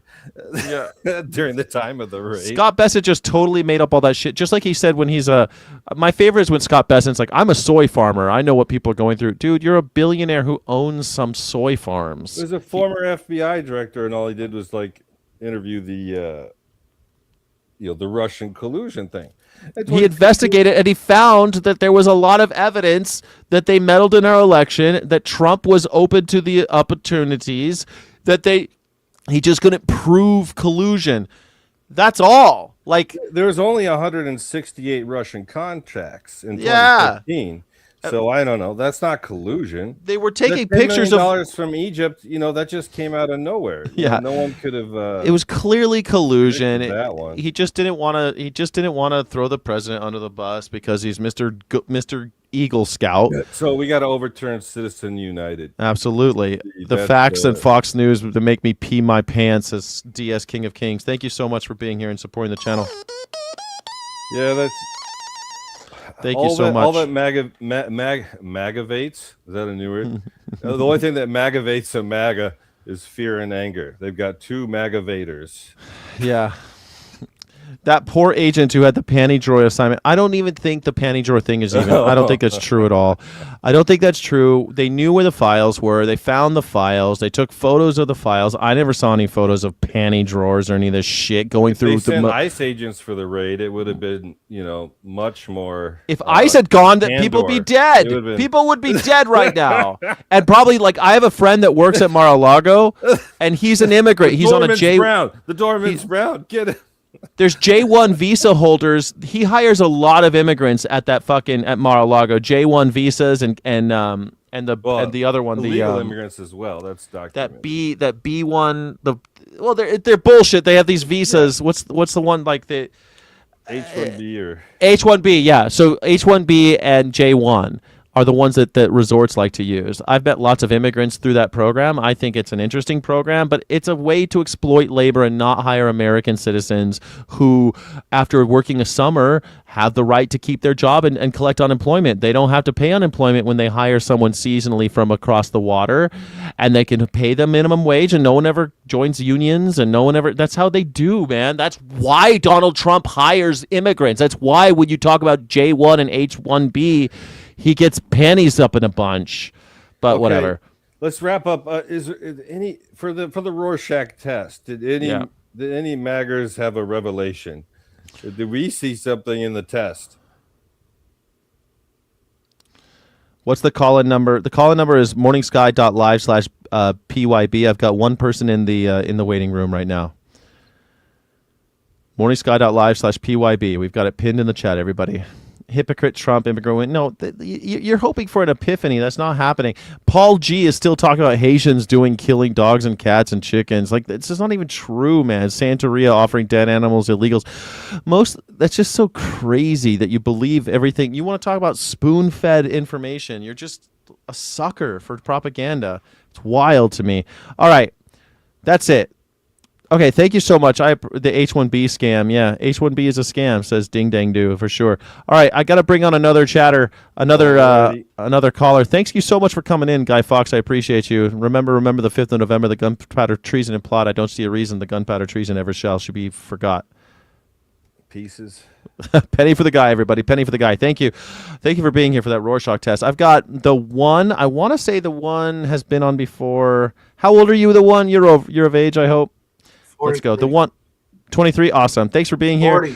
43. Awesome. Even better. Even better. I like talking to grown-ups. All right. The one you were talking about, let me put the menu back on the screen so everyone knows what I'm talking about. Here we go. You wanted to talk about the one-party system, the unitard party system that we have in America. Let me know. Do you agree or do you disagree? I'm disagreeing with you. You think that the two-party system they're vastly different, and we don't that they're two totally. We have an opposition party in this country. Well, do you believe Coke and Pepsi are two separate things, or are they all under the almighty dollar, so it doesn't count? I don't think Coke and Pepsi. Well, first of all, Coke and Pepsi, I don't think is anywhere near the right analogy. I think it's Coke and Diet Coke. I mean, I guess Coke and Diet Coke are two different things, but Mr. Coca-Cola owns both of them, and these guys, they don't. So does the almighty dollar for Coke and Pepsi. Fair enough. But these guys, they don't change policies. They don't change. They don't represent the people. The Democrats don't, and the Republicans don't either. Let me throw some numbers at you. Barack Obama, 2.5 million people were deported, more than any president before him. He built the cages. He expanded the concentration camp system. He expanded surveillance. He bombed 7 countries in 8 years. He won the Nobel Peace Prize. How is this so different? If we could say how is this different than the Republicans? It's just like a performance of opposition. They both want to eat meat. One wants bigger cages, and the other one doesn't care. So they can come from two different walks of life and have two different ideas of how to treat the people. But just because there's all living under capitalism doesn't mean they're all the same. It's not just about living under capitalism, although I agree with you on that. I mean, but it's not just about living under capitalism. About if we lived under capitalism and they wanted to follow the rules in that regard, they wouldn't blow out the deficit to the level where we're seeing. I mean, they run up the bill, they cut services. I haven't had a reduction in taxes, and yet I get less from my government. Less and less every year. The government doesn't provide the shit that I paid for. Because the Democrat president usually lowers the deficit. Well, Clinton did, but Barack Obama started more bullshit. Barack Obama was reeling. He was trying to bring something back, but they still run up the tab. They still try, and they don't give us anything. We still pay. They still like a trillion. One got us Obamacare, and the other one got us nothing. Obamacare is Obamacare. Obamacare is still just subsidizing the insurance companies. They're subsidizing insurance companies. He didn't actually. I'll give you that it is the first time there was meaningful legislation about healthcare in this country for my whole life. But what did it do? It just gave more money to rich people. How is that different? It just seems like they figured out how to make sure that they could keep their friends rich. That ain't sticking up for the people. And don't forget, the Obamacare was a Republican idea. That was a Mitt Romney idea. They called it Romney Care up until Barack Obama thought it was a good idea. Then they changed it to Obamacare. But how are they different? They both had the same idea. Yeah, I think they both have the same idea. I mean, how different does Pepsi taste from Coke? Yeah, not much. Exactly. Not much. So they can be two separate entities, and one's just better than the other. But they're not when the same people own them. That's the thing. It's not so simple like, well, Pepsi, at least Pepsi is a different CEO than Coca-Cola. These guys have the same leadership structure. The donor class owns them. The donor class keeps them talking about social issues to divide the people because it's cheap for them to do so that we get this illusion of opposition when there isn't. There's no real choice. Zero Wall Street executives were jailed after the 2008 financial crisis. Zero. And Obama was in charge. And now, am I supposed to be surprised that Donald Trump is more brazen? Donald Trump, releases the J6ers? I'm not surprised.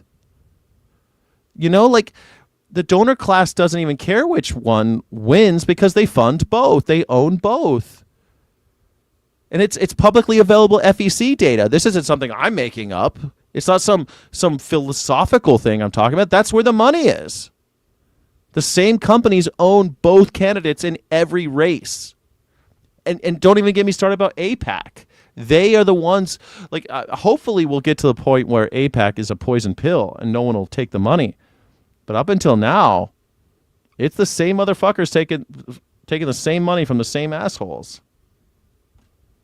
Well, what if the same assholes are just spreading the wealth to, never lose? It still doesn't mean they're one party. If they're both owned by the same group, they're the same party. It's just that we have this illusion of choice. That illusion of choice is the manufacturing of consent.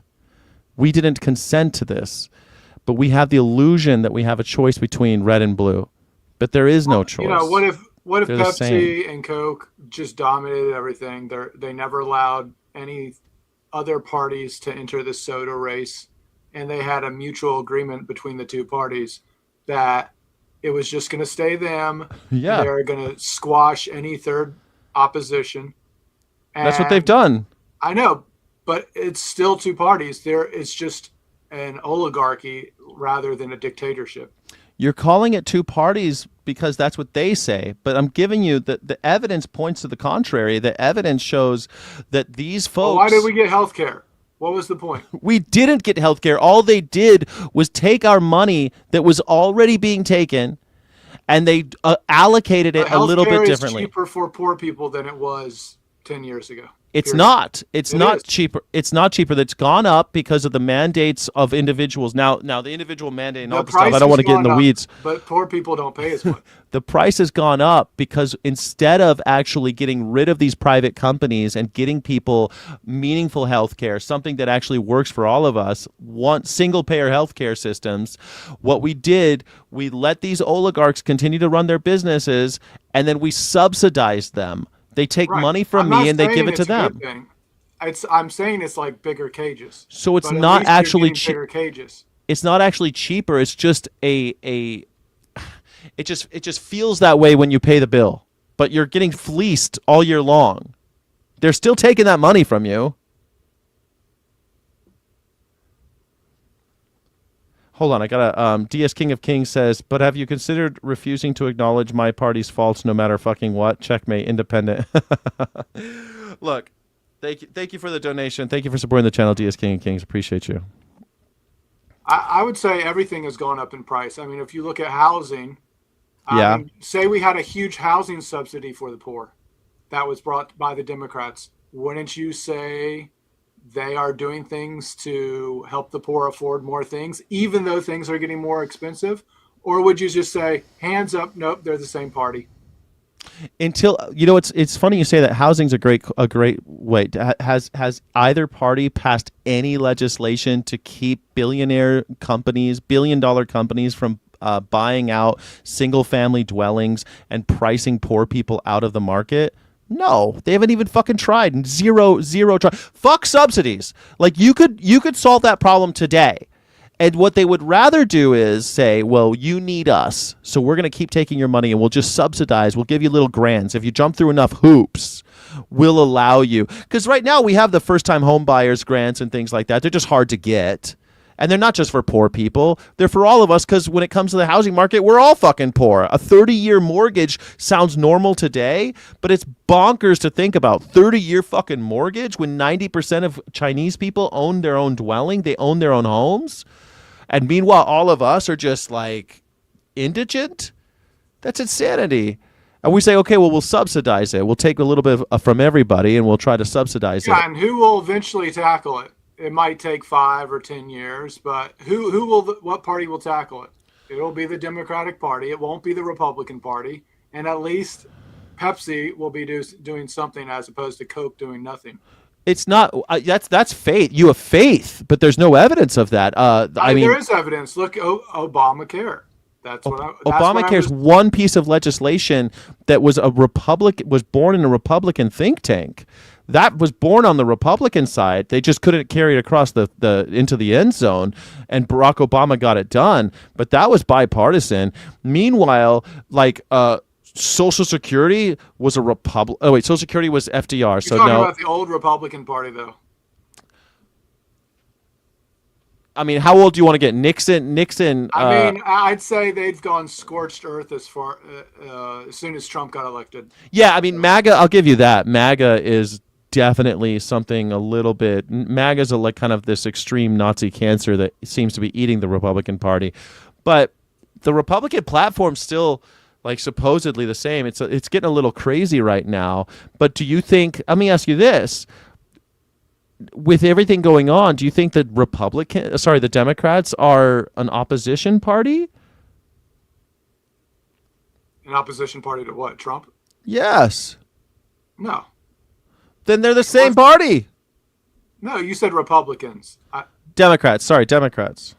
Are they a real opposition party to what's going on with the Republicans? No, they never have been. They're a bunch of pansies, but that doesn't mean they're not two parties. Just because you have a go-getter scorched earth party versus a kick the dirt loser party doesn't mean it's not two separate parties. That means you effectively only have one. I mean, it's so funny. We tend to think of other countries like China or other countries. Well, they only have one party. Oh, well, we have two, so we're super special. But we don't. If one is a rollover party and the other one's a fuck you in the ass party, one's the spread your cheeks party, then you only got one party. We got two pro-business parties. Look at this. They have consensus on the things that matter. Defense budgets. No one's cutting the defense budget. $1 trillion a year. They get rain or shine, no matter what. Surveillance infrastructure. No one's cutting that back. Barack Obama didn't.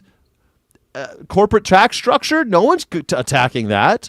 Wall Street protection. No one's going after that. Border enforcement. Joke. Bipartisan consensus every single time. It's not like we have gridlock. We have agreement on all the things that matter. And that's tragic. Well, I'd say Pepsi and Coke, they both have a Sprite lemon lime soda. I wish that were true. I wish that were true. They're all about the same. Doesn't mean they are exactly the same.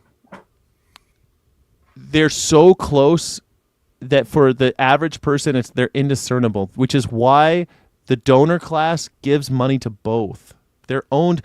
It's not Coke and Pepsi. It's Coke and Diet Coke. The same guy owns them. Like, they're not. It's not like they even got separate bank accounts. The same people are in charge. DS King of Kings says, I'm listening to someone who can easily afford healthcare. Tell me how affordable Dems have made it. Not everyone is middle class like you, caller. Well, I don't know what the class is of the middle of the caller, but look, a lot of people they've been happy with Obamacare. The Affordable Care Act is a popular piece of legislation, guys, but it's popular because people go bankrupt without it.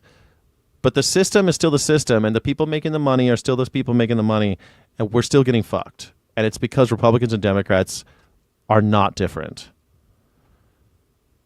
Get Guy in the ring. Okay, I'll get Guy in the ring. Let me see here. Republican voters ran on affordability. Democrat voters ran. And Guy Fawkes, welcome to the show. You're on the air. Guy Fawkes, are you on the air? You're with me? You got to unmute your mic, Guy Fawkes. Click my mic there. Yeah. Well, yeah. I don't like the baskets you always put Democrats in. So Democrat voters versus Democrats in office. But then, my epitaph is Republican voters ran on affordability as their primary. I forget what their second thing they ran on was. Border. Then, probably the slight racism tinge. Then the Democrat voters ran on democracy first and then affordability. That's the same.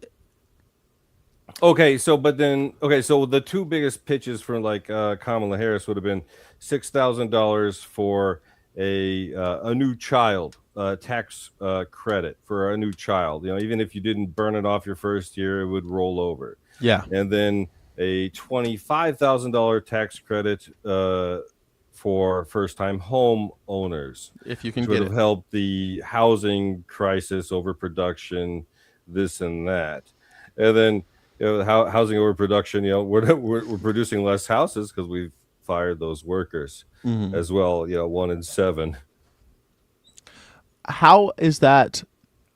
I still don't see the difference. You're still talking about subsidizing buying shit from the rich. It's just a shell game, taking my money and giving it to the oligarchs. And the Republicans are suggesting the same thing. You're right that Kamala Harris came correct with actual policies, which is nice. Like, we can targeted point to money as opposed to let's just throw it to Argentina. Let's throw it over here. You're right. You're right about that. And she also, I'll speak some nice things about the Democrats. The Democrats, like Kamala Harris, she said that she wanted to pass a federal law against price gouging because of the impending bird flu and what happened during the pandemic. We had price gouging from grocers, which is bullshit. And there are many, many states who already have anti-price gouging laws. That would have been something. But the executive branch doesn't pass legislation. But we need to control policy with how much Trump coin you have. Yeah. The fact that he's more brazen, about who owns him and who buys him, isn't, to me, just because it's more obvious who's giving Donald Trump money doesn't mean that the Democrats aren't taking the money from the same people. They're still taking money from AIPAC. They're still taking money from all of the same companies. So can you delineate AIPAC from the media control? So currently, Israel News, as I like to call them, they have 51% of American media. They control our companies. They just bought Star Trek. Star Trek is now dead. Yeah, it's crazy. I'm a huge Star Trek fan, as everybody knows. This shit up, but two Israel guys controls half of the United States media. If anyone's seen Israel on a map, what is it? What'd you call it? New Jersey size? How big is Israel? It's a little country. And then I don't think Trump could point it out. He'd probably, if you zoom in, they couldn't tell you which one. Anyways, yeah. So Iran has a quarter of our population. They're like a quarter of the United States, all packed. Yeah, they're like twice the size of California. But what's the point? Holy cow! I mean, they're not just gonna roll over easy. They're not monies. And then, but the point is, who controls the media? I guess I got off topic here. Oh no, I'm just trying to keep us on topic. But I love tangents. Don't get me wrong, but look, who controls the media is interesting. I think the media is controlled by, well, it's not just Israel, but who controls the media is the Fox people who News. is Who the people who controls Fox advertise. News? The advertisers are the same people who own the people sitting on the boards of the people of the companies advertising on those channels are the same people who are sitting on the boards of the channels themselves. They control the narrative. And even the ones that are like the liberal lefty news, they're always going to say, not so far. Let's not start talking shit about capitalism and redistribution of wealth. Like that's not ever going to happen. They're always going to keep us from going that far because they're the same people. CNN is owned by the same people as Fox News. So we've got like an overtaken of the right wing Christian jihad media, the Christian jihad and the Israel jihads, and they actually control your thing. They have you in a box. You will get news from Israel that you will not get from. You will not get unless you are a Republican. I mean, I'm telling you. The other thing, the boxes that we are in right now have already been chosen for us. Google just updated their policy where they auto filter your search terms. Yeah, but it's even worse than that. AI wise, it's even worse than that because you're talking about Israel and AIPAC, but AIPAC, they already own the politicians. Even if the people who are doing the news stories and asking the questions, if they're owned by the same guys that own the politician's not going to get a hard question, and he's not going to give a hard answer. So if we drew a pie chart, it was what's the money they begged for. But like, you think some of these guys could get elected without AIPAC money? Did you see what happened to that? You hope so. That's what I hope is the future. Gal and the AIPAC ads that she had against her. Did you catch in? I forget the gal's name. I think it might have been Illinois. There was a bunch of AIPAC was doing a bunch of anti-women ads. But we both have to admit that we are not in control of the American political situation since Citizens United. I mean, Citizens United is the death knell, sure, but that's not really the question. The question is, if we could all agree on that, then how could we claim that we have more than one party in this country? Now, I'll go along to say the Money Party, but the Money Party is currently controlled by the right Israeli influence and the right Christian nationalist influence via Trump or MAGA. It's all the same party at the end of the day. They're not disagreeing on anything meaningful. They're talking about whether or not ICE should wear masks. They're not talking about whether or not ICE should exist or whether or not the border should exist. Well, we're talking about the current bills that the Republican Party and MAGA Mike Johnson have allowed us to have. What was it? Over 2 months ago, the Republican Party was only in session for 13 days out of the entire past year.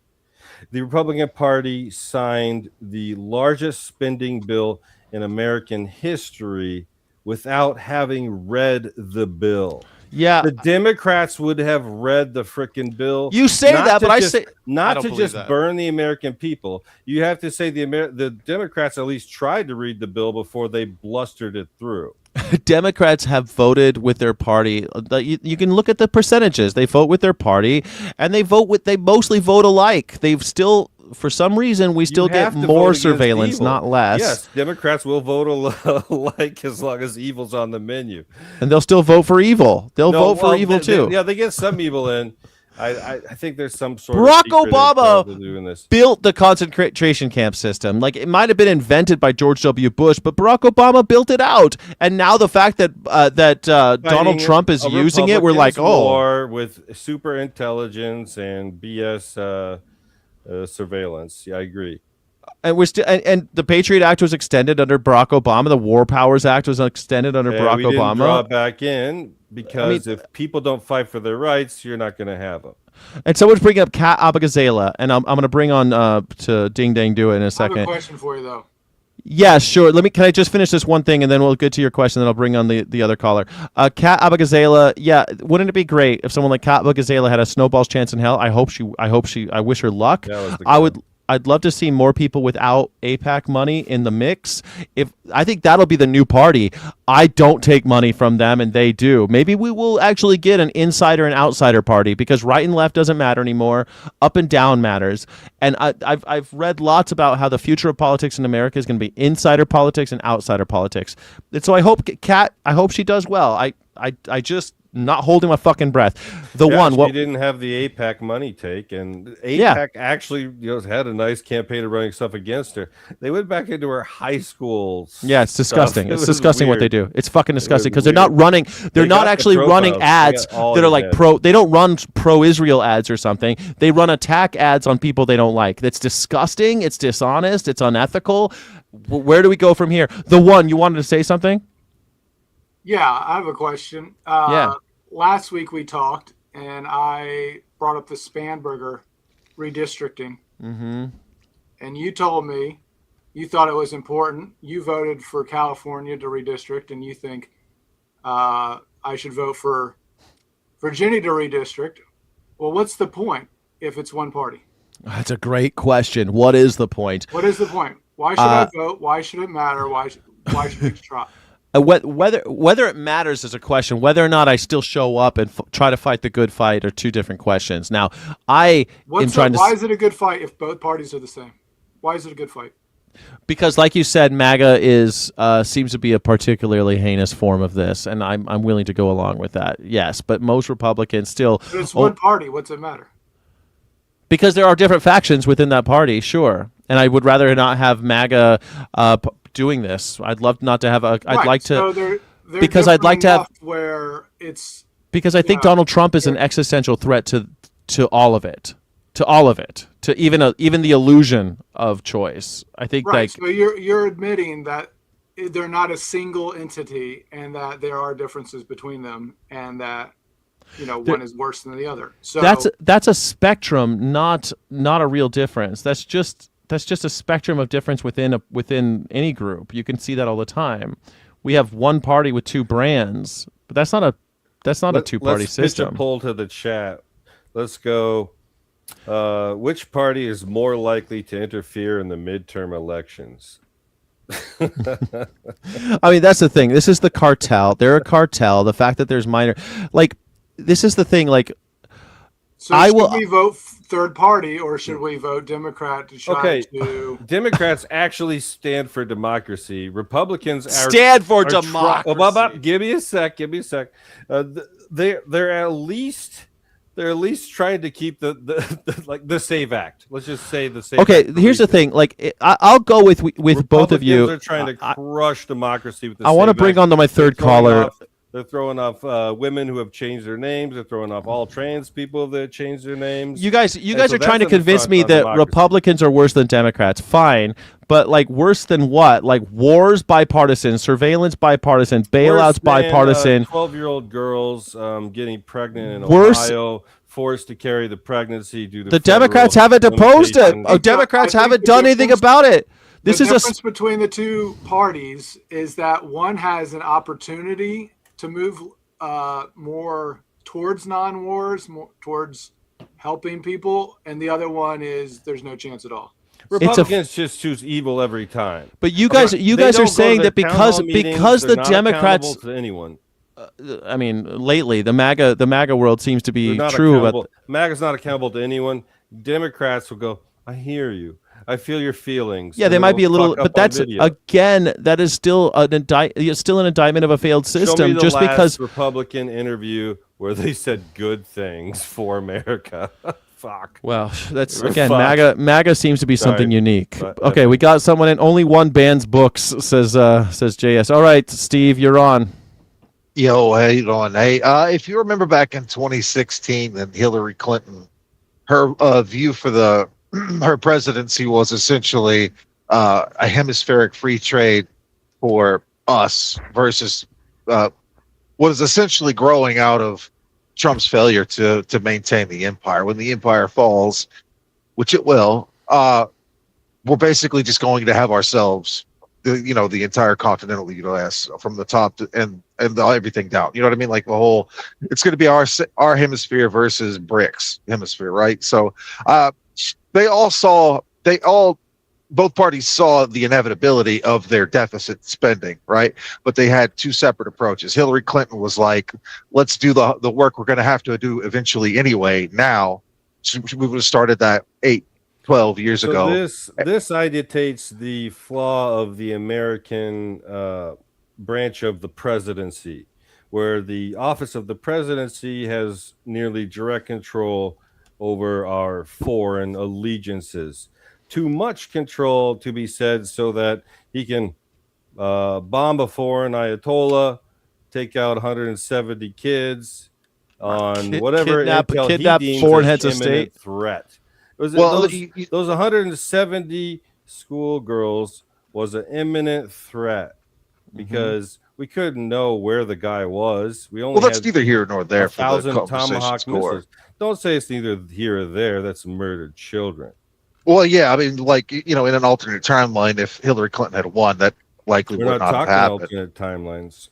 Yeah, it wouldn't have happened. Okay, We're talking about that split of the parties. Like, obviously, they knew this was going to happen, and then there was the Trump elites, which won, which drew us down this Kamala path. Harris, who was Biden affiliated, such as the Obama and Biden war regime, would have allowed a simple mistake like this. do you think? Wait, the question I think Steve is posing: do you think that the Democrats would even have engaged in this war? I don't think the Democrats would have started a war. So maybe that shows that maybe the Democrats and Republicans are more different than I would say. But I don't think so, because I think whether or not there's bombs dropped, it's still the same assholes doing the same shit, just by different. Like, one wants to drop bombs, the other one wants to suck dick. It's still the same thing, the same money going the same hands. You're comparing a wartime president from a peacetime president. On Cuba? What was the Trump point? is a peacetime president currently when he took office. What did you say about Cuba and Obama? Why did Obama ease sanctions on Cuba? What was the point? I mean, why couldn't he keep the status quo? There's no reason why he should have done that. It seemed like a new world back then. It seemed like that was a new tactic to try to have a new tactic for the single party to bring Cuba back into the fold. He doesn't get to do that by himself. Okay, so our current policy in Cuba is we are starving them from gas. We are stopping Mexico and Venezuela from shipping them gas, to the point where nurses set off alarms on their phone when the power goes out, that they can go give ventilator assistance to the dying right, infants, as opposed to Obama easing wards. sanctions. So But but look at Obama. No. This baby didn't have to starve from electricity withdrawal. Yeah, okay, but Trump. but the contrast with the one is saying that the contrast would be, well, Obama's lifting sanctions. We're talking about minor things that don't affect us, like these tiny little differences between the parties, and you're saying that they're two vastly different. It affects the Cuban people, right? I mean, I think it's sure it does. They're dying. Sure it does, but every time we go to war, both parties vote to go to war. Every time every time we bring up something, you say, "What? But what about this? But what about this?" Because you're bringing up what about Cuba? Because you're bringing up these tiny little things that a president may do. Yeah, they're tiny, that have, but they're differences. So what's the point? Because the overwhelming super motivator of these parties is identical, and it's to amass power. To amass power for the elites. Yeah, it's money. What are you going to do? Okay, so there's two sides. Throw them out. Indict the system, tear it down. Yeah, Let me draw one distinction in the two-party system. There's two sides of the one-party system, and that is the Epstein files release, where the Democrats are not on the withholding of the information, the bastardization of the victims' names, the release and doxing of them, etc. You say that, but the voting, but there's flips. Let's see if that flips in the future. Let's see if you're saying we can't release the files in the future whenever the Democrats are in charge, and they don't. When the Democrats are in charge, you think it will. To the wood chippers. And don't forget. I like that. That for some reason they weren't released prior, and also there's no pictures on scorecards. What the record will reflect is that Donald Trump himself signed that into law, that it was a unanimous decision save one. It was all but one voted to release the Epstein files.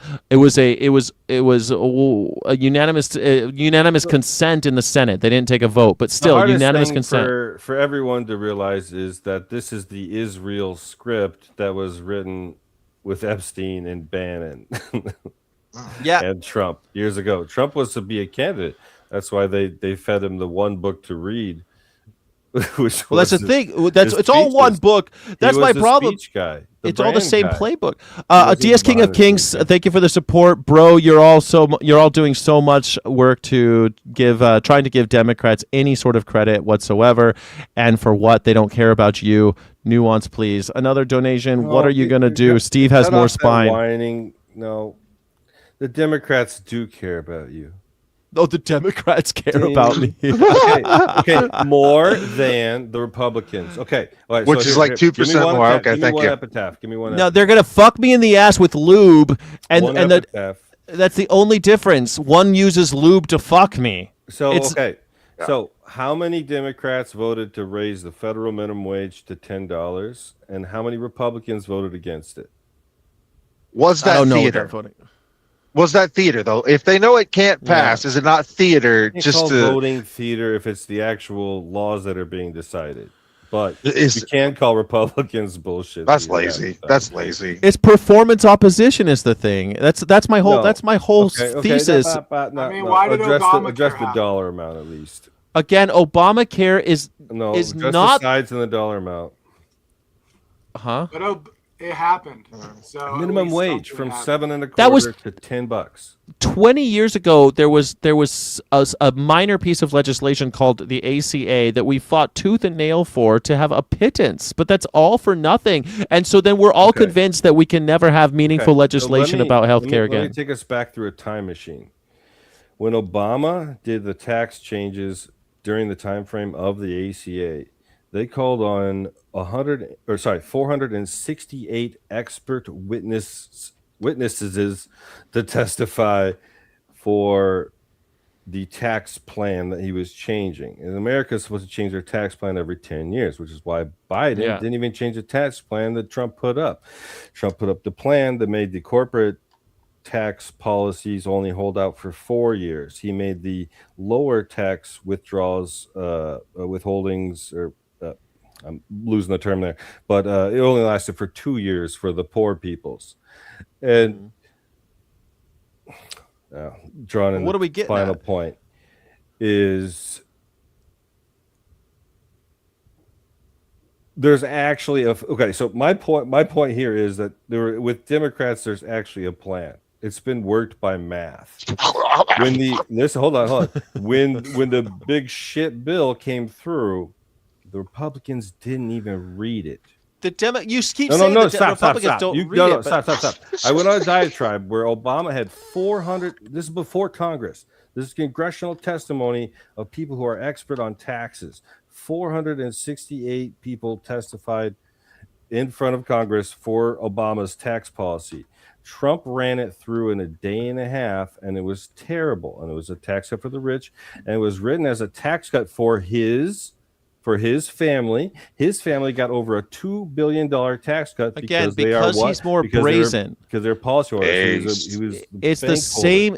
For some reason, the rich keep getting richer and the poor keep getting poorer no matter who's in charge. For some reason, the rich keep paying less tax and the poor keep paying more tax. For some reason, the difference between rich and poor gets greater no matter who's in charge. And yet you want to tell me that, oh, no, they're totally different. They're completely different. How come do we keep on going the same direction? When we Nobody keep said it, totally. Nobody I said primaried totally. for Andrew Yang. I have a primaried well, for Andrew. Yang. All right, Andrew Yang's an interesting. DS King says, "Well, I'm glad the Dems will say sorry as I'm sent to the camps for disabled people. Nothing they can do, just the money." I mean, I don't think the Democrats.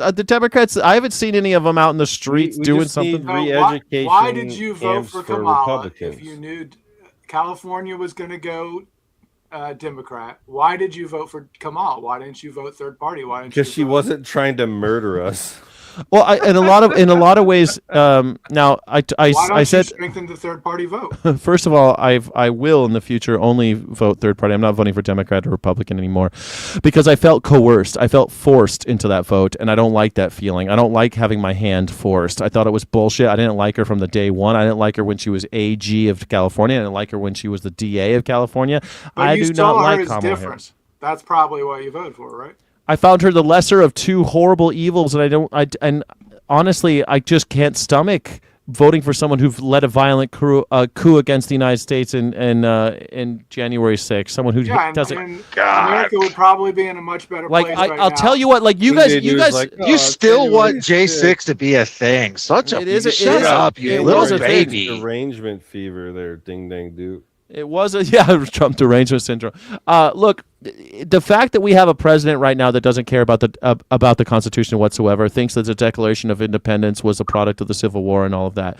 That shit's extreme to me. You're right that Donald Trump is an extreme example, but that is not what I'm even saying. That's not even what this conversation's about. That the parties are not different, that we have a one-party system. We're tricked into believing we do this whole theater every 4 years, pretending like we have this choice. Okay, you're but we right go the same direction. Okay, you're right that in the action. Let me give you a clarification. Okay, MAGA, you're right. maybe. In the past 6 years, policy-wise, I would say that is correct.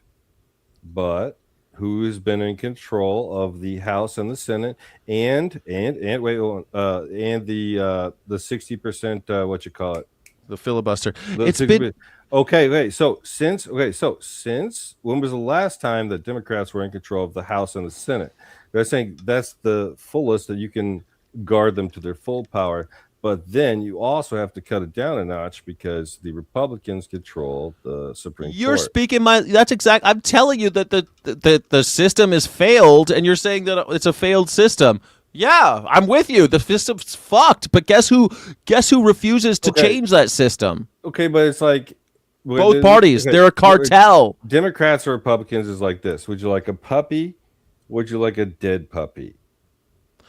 Dude, even if they're the same party, even if they're both corporate, even if the money goes the same direction, Republicans are just like, would you like a dead puppy? They're like, in cahoots. Sure. They're not. Let's bomb the children. If they're in cahoots, then they're not. That's an illusion that they're separate. That's all an illusion. How could they be separate if they're in cahoots? Because one would gladly dominate over the other forever and ever and ever. So. They know that wouldn't fly. On, they Jack. know that wouldn't fly. Show me the cahoots money, and we're gonna call you out. You said it yourself. Right. You could just point at AIPAC, the cahoots money. They're in cahoots. Okay, so who's at AIPAC? Dude, I know we already talked about this. Look, I got another donation. Life isn't black and white collars. You can preach all you want about how much they care, but they won't stop me from going into camp. How are they different? I mean, the Democrats aren't going to stop anyone from going to the camps. I mean, like the core issue is the deficit spending. So it's like whoever's spending is just making everything worse. So if nobody's talking about, I mean, it's like the right wants to spend on war stuff, the left wants to spend on immigrants getting socked. Barack Obama put kids in cages, and now Donald Trump is putting kids in cages. We're like, yeah, but he's meaner about it, and I agree. It's meaner. It's a little more brazen. It's a horrible thing. They shot Alex Preddy in the face. Yes, it's worse. But fucking hell, it's not that different. One day of Trump's Iran war is the same for the entire federal budget for the food pantry subsidization system. All right, some little narrow slice. Shut up. Just one little narrow slice of the fucking trillions of dollars the government hands out. Kids in Western Virginia are food impoverished. They're like starving. They're literally, their brains are not developing at a full rate. Guy Fawkes, are you trying to tell me that the Democrats aren't guilty of the same thing? The Democrats haven't sent billions of dollars overseas to kill people that don't matter? Who funded the pantry system in West Virginia? I'm guessing. Well, I don't know. There was a Democratic senator there. I mean, shit. Hint within the past 2 years. Was it Thomas Matthey? Was it he from West Virginia? He's a Democrat. I don't know. I don't know who runs each different state. Like, you want to tell me about like what one state will do? At the end of the day, they're taking services away from us as taxpayers. They aren't lowering my tax. None of them are lowering my taxes, and yet they lower the amount of services I get every year. Well, I get less from my government, and I pay the same. If there's only the two parties in the race, who should you vote for? We'll make healthcare there's only free. And that's you can eat out at any restaurant you want 100 times. The one you're absolutely right that we're screwed. Like when it comes down to brass tacks, you want to talk about practicality. We all got to make. Oh well, they're both against the. There's no third party and there's only two. What are we supposed to do? Can we all agree on tax the rich? I mean, of course, Is I that don't a- want is that a to. common I plight? want to kill the rich. I don't know why we're talking about taxing them anymore. It's that ship has sailed. Well, trillionaires, they get put into Well, I mean, we're functionally making trillionaires every time we print all that money. It's got to go somewhere, and they buy assets with think- it. So, I mean, we're making think them a functionally. trillionaire. If you become a trillionaire, you just need So, to rescind What do we do? that What do we monopoly. do? There's That two money parties. amount What is do a we do? monopoly. You gotta rescind it. Well, you know what we do. We indict and tear down the system, and we force our parties. We have to be more vigilant and in our support of those. We can't. We have to start voting for individuals instead of parties. Like these people that are like blue, no matter what do you do who. when all your family and all your friends want bigger cages? What do you do?